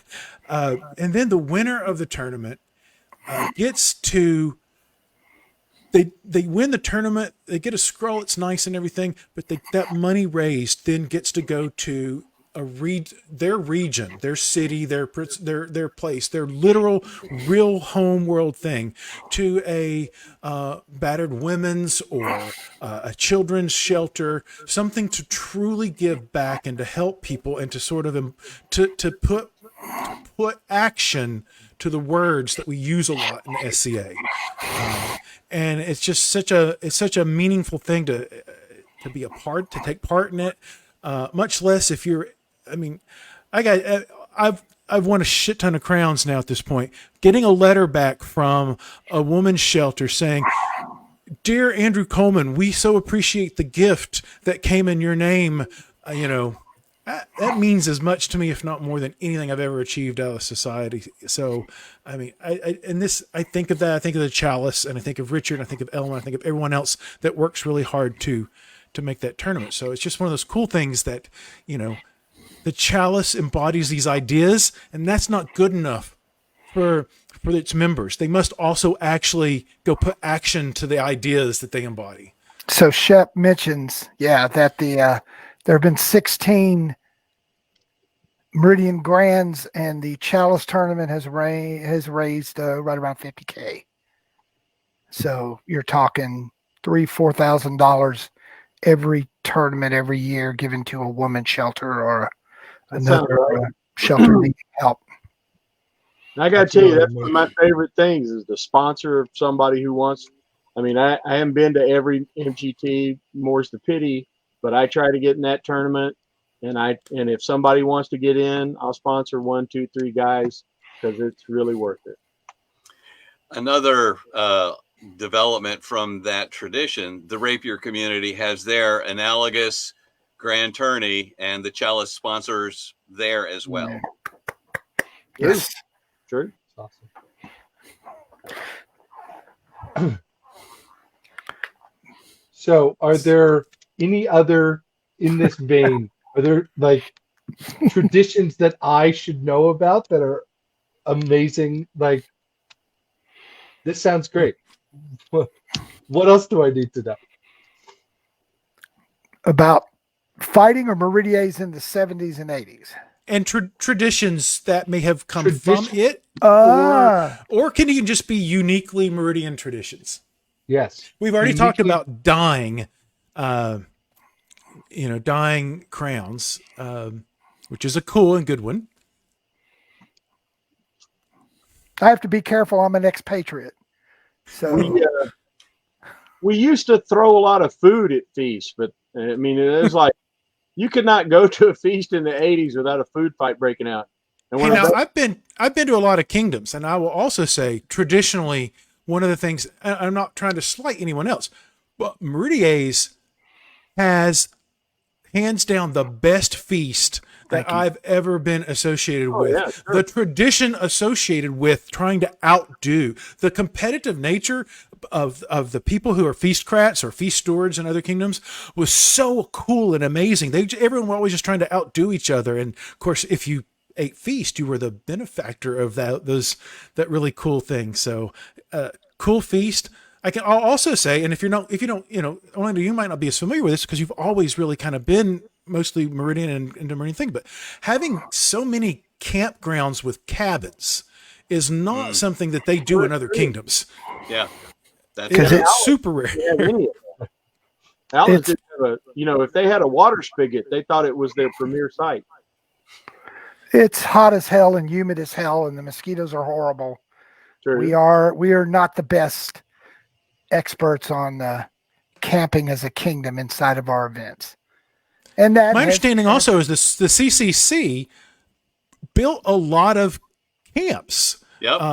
And thus Meridies was the benefactor of being able to, for the longest time, be able to rent those camps came back into the state. And then, so there are a lot of state campgrounds that they would have 18 to 20 something cabins, a huge feast hall, a fighting field. I mean, and I took that for granted. And I left Kingdom and people were like, here's your event. It's in a big church. Here's your event. It's in a park. It's like, this is an event. Where's the feast hall? Yeah. But the food, and I live in a group now where that's the only unforgivable offense. You could do all kinds of things, but you can't cook bad here and live. It's just not happening. My wife, an excellent cook, and all of our feast crats here in Glenree are really, really good. And when I went west, it just got progressively. I went north and west. It just got progressively worse.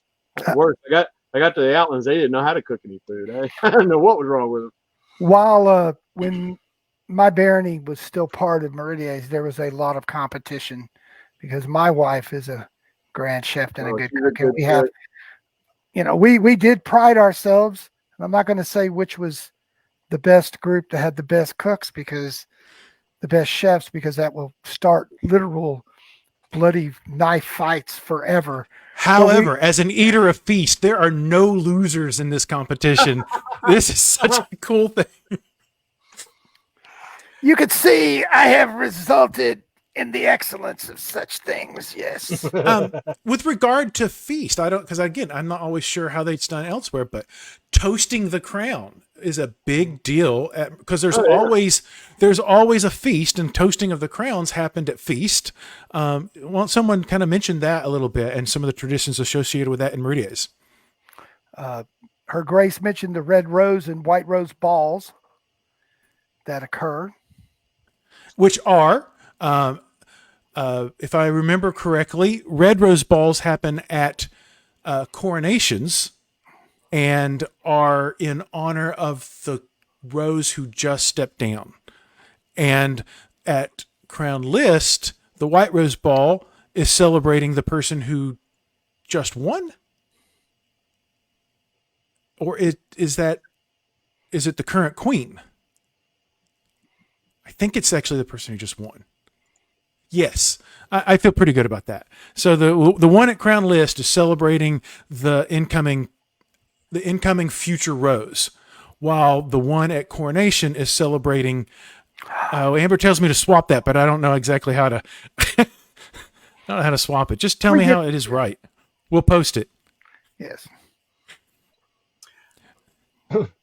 Jumping back to the feast for just a second, a tradition that occurs to me, and it hasn't been as active recently, but Meridies had an order of grand chefs, and it's not anything that really developed from any SCA wide. It did start with Bobby Hightower, and then there are other, and they have these huge, amazing requirements. You have to serve 7 courses from 7 different cuisines, 21 dishes minimum.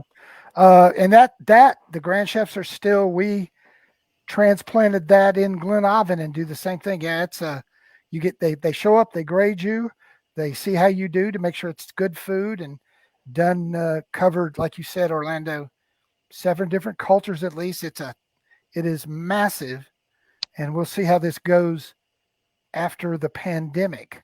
Yeah, when we all start addressing what happens with feast again. It'll be a challenge. So Amber points out that it doesn't really matter which order things go. The important part of the Red Rose Ball, one of the important parts is that the royal peers are called in to dance for the populace and to start off the ball. And that she hasn't seen that in any other kingdom. Really? And I then know that when everybody else comes we've in. had guests from other places, they really liked it because they didn't do it there,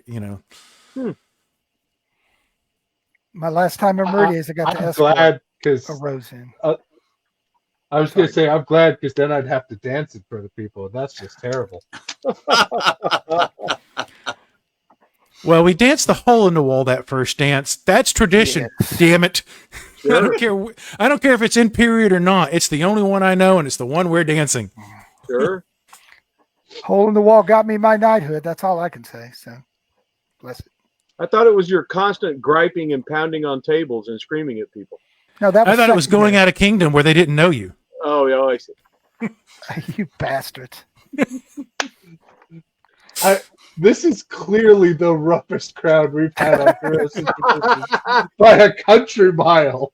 Oh, Bear and I are being nice. Orlando's always nice, but Bear and I are being nice. I mean, you should hear us in a circle. Yes, actually, they're being very nice.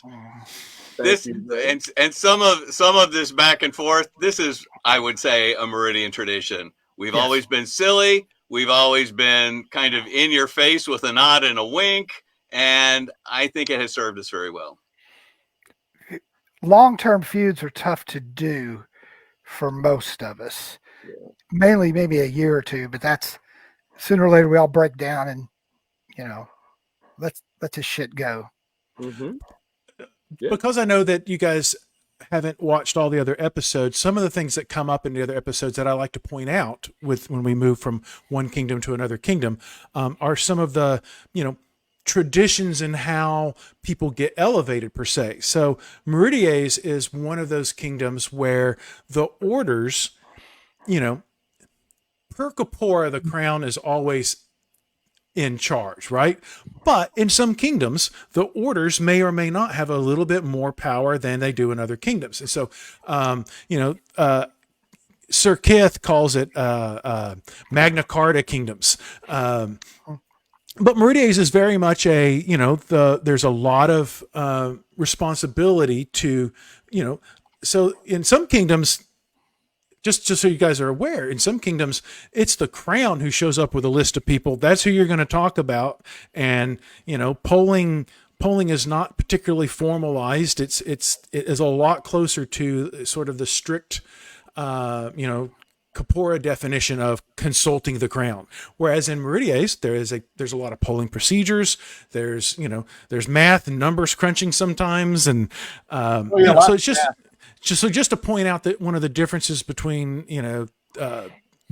this and the last kingdom actually so I think Brennan, you guys are even a little are closer to a Magna Carta kingdom than say Aidenvelt or the West. And you may not appreciate the Magna Carta kingdom, but it's also the People's Republic of the East. So We are the People's Republic. Yes, indeed. I don't really know where to go with this one. Yeah. So what makes Meridies unique in the polling process? Knowing nothing about how I'm not going to say that it's unique because I think they do it pretty much like that in Glendon and Trimaris and some other, the Meridian children. But, the candidate knight. Let's stick with the knights, even though it's very similar in the other peerage orders. But if Orlando's had a squire or a person that they really wanted to bring up before the crown and the order, they would wind up writing a letter to say, I want to discuss this person. And here's the date of it meets the guidelines of when we can do that discussion. Holdovers from the actual writing letters days as far as having to get your dates perfectly right. And then the secretary of the order would collect all those letters, and that would be, the secretary would probably dictate who got talked about and, try to keep the meeting moving along. And then the order at some point might poll, but they would look back to Orlando and go, well, is it your wish or your grace to poll your candidate at this time? And he might, having heard enough, say, yes, I feel like we should. Well, you stick And with if it that. pleases the crown. And so the hands go up, hands go down, and then they they look at the number, they look at, the number of knights that are, what constitutes a quorum. And then they can say, Your Majesty, at this time, the order advises that you elevate this person. And so it's almost like you go through a process, and then the order speaks with a single voice and says, we do recommend this candidate, or at this time we do not recommend this candidate. And typically the crown just does whatever the order says. Very formal, very, very It's a formalized. little more mechanical even than that, Brennan, in that we have periods for putting in for first discussion, then for polling, and then recommendation or not to the crown. Relatively recently, all of the Meridian peerage orders have charters that have been written into kingdom law. Oh my. Well, yeah, Meridies was told, and everyone should know this, if it isn't in kingdom law, a charter doesn't hold any authority in a kingdom unless it is part of kingdom law. Page 7 of Kapara, I believe. It's very specific. If you want to have the authority, you need to have it in kingdom law if you are getting the crown's approval of the process. So we're working on that in my kingdom, but we're a lot slower than you guys. And the thing that I always bring up in these situations is I've seen it done differently in multiple kingdoms. I've been very fortunate to go to a lot of different kingdom circles, and pretty much the same people get elevated regardless of the process. Pretty much. I mean, within enough of a margin of error that where I used to care about how it was, I don't care as much anymore. If the right people are getting elevated, then it's working. So Ulrich says that Shep says that they are not written into kingdom law. Oh, which okay. Is a gray area technically, but that's another hat I wear that I'm discussing from. So any other traditions that that need to be brought up or can be thought of? I don't know that this is specifically a tradition. We don't have I don't think we have any native masters. That tradition just never got started in our kingdom. No, we don't. And you're looking at the guy who's told everybody there's never going to be one in Meridies in the left-hand corner. See, Robert is a lot more blunt spoken than I am, but we actually agree. So that's so funny because John might be the person to say, and we're never going to have one, but he's also the person that will then quote Kapora and say, but there's nothing we can do if they decide they want to be one. That's not the kind of package I think would be productive opening up that discussion right now. Honestly. That Glendon too has not had any that part of the chivalry created, no master of arms. But it turns out in a lot of kingdoms now they've revolved toward that. There's not nearly as many master of arms being made as there were 30, 40 years ago. They were all over the place in the 70s. You could swing a white belt without hitting a baldric. But it has evolved itself. And it in our kingdoms especially, and I know in Trimaris too, I will speak off, not officially. It's just never the order of the chivalry was always a knight rather than a master of arms. It's just evolved that way.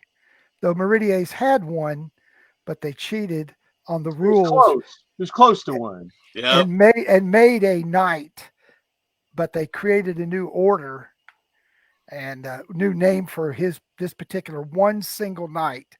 They said when he was knighted, man by the name of Starham Warlock, who really believed that Arthur was coming back and could not swear fealty to a crown.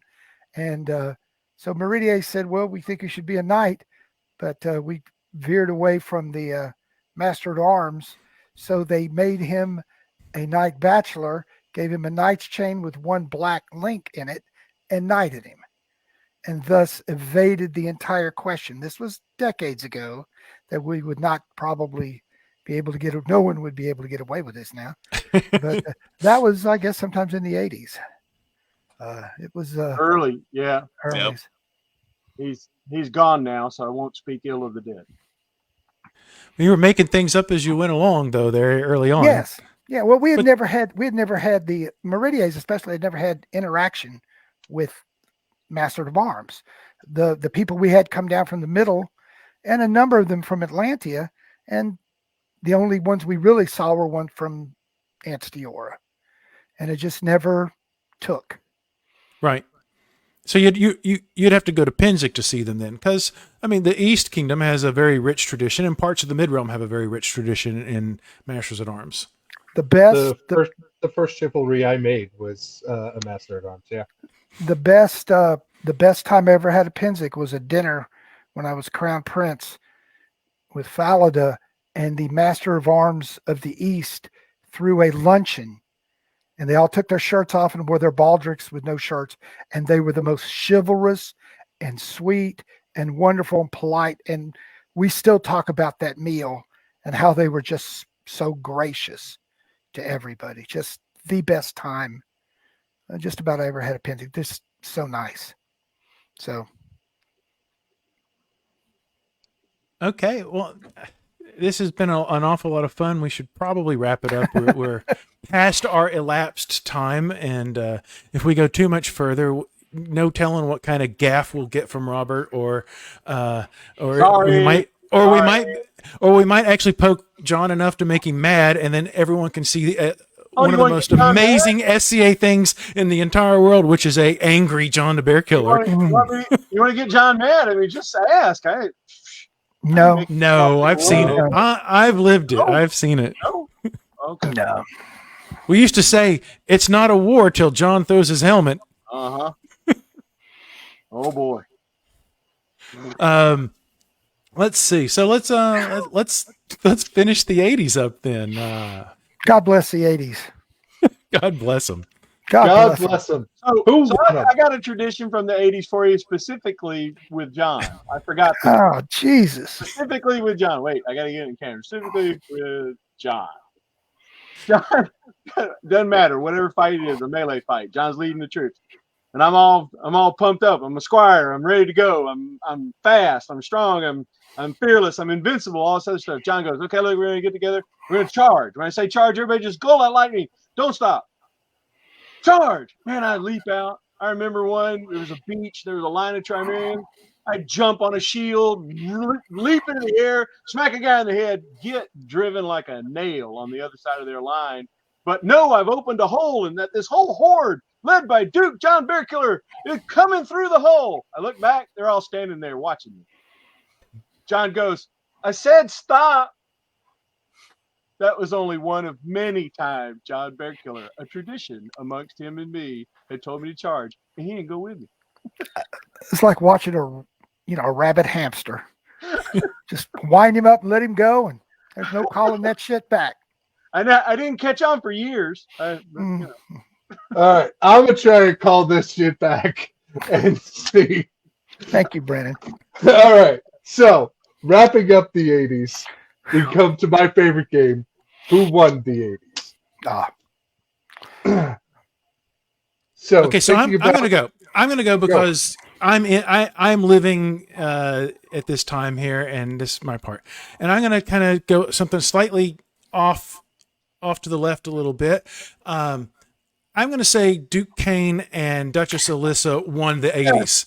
Yes. Yes. So as much as I love Meridies, and as much as I feel like shaped and molded by all these amazing regal and thespian-esque crowns that came, up to this point of the Kane and Alyssa, something about the way Kane and Alyssa chose to reign and what they wanted to represent and what they wanted the populace to see, really changed something for me, and I think it changed the flavor of the kingdom. That still very much has a Kane and Alyssa thing. So beautiful garb and nice speeches and everything else is what you had before Cain and Alyssa. And then when you got Cain and Alyssa, you got bunny fur wearing bikini barbarians and bubbling drinks and court might as well have been a party. The vibe was so different, but I was 21 years old, and I was ready for that vibe. I was ready to also have my cool new hobby also be a 24/7 party. Whose squire was Duke Cain? Steppenwolf. Whose squire was Cain? Duke Ailgheanan? Duke Cain. Cain Redfeather? Yes. Yeah, whose squire was he? Steppenwolf was. No, he's saying who was he a squire to? John Bearkiller was his name. No, that's once. Once he was a squire once to John the Bearkiller. Oh God. So just I vote for Elwyn and Richard and Cain and Alyssa. And that's they made a decision to be different and to grow a household based on hospitality and being very welcoming to everybody. And it was around 1980 or so, he was my squire. We got in a car and drove around Memphis for a while. And he said, I want to do a mercenary household. I want to do something different. And I said, good, do that. And we shook hands. We've been friends ever since.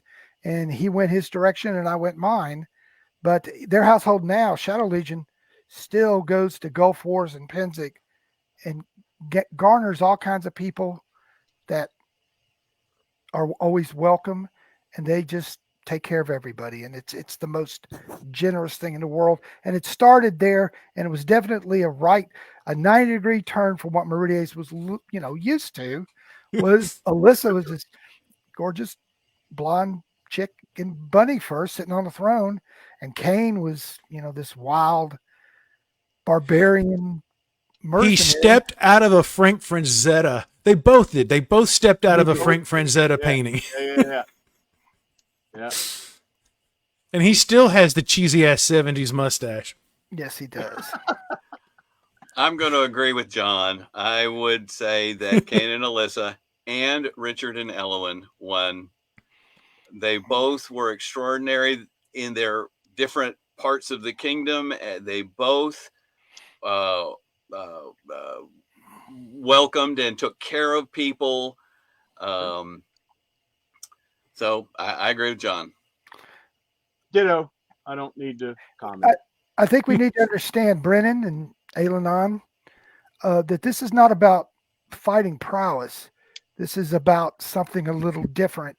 When you talk about winning a decade, we're talking about what occurred after and the fallout of all of that. And that, a bunch of us, Orlando, a bunch of us reigned a lot, but, there's just something different that happens that affects something in a different direction. And I think they both couples were perfect examples of why the SCA friggin' succeeds. And that's hugely important. Was very blessed early on. Let's just put it that way. Yep. So we're all in agreement on that. And I would like to point out, though, that I appreciate your humility, John.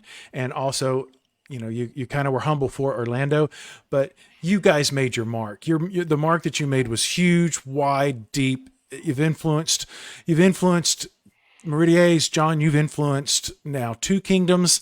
You guys are the best, and you've been amazing guests, and we're so thrilled to have had you with us tonight. Thank you. And by God, we love Auk. Yeah. Don't throw me a bone. It's humiliating, really. Okay, we don't love Auk. Thank you. Oh, Thank no, you. that's Thank you. So something once spoken about Robert's Squire Godwin, who turned out to be Duke Godwin. I still think about I heard it in context to Godwin, but it also works for Robert. People from other kingdoms would be like, it's Godwin. And I've also heard them say, Robert Auk, ain't he an asshole? And I'd be like, yeah, but he's our asshole. Yeah. Yeah. So What an endorsement.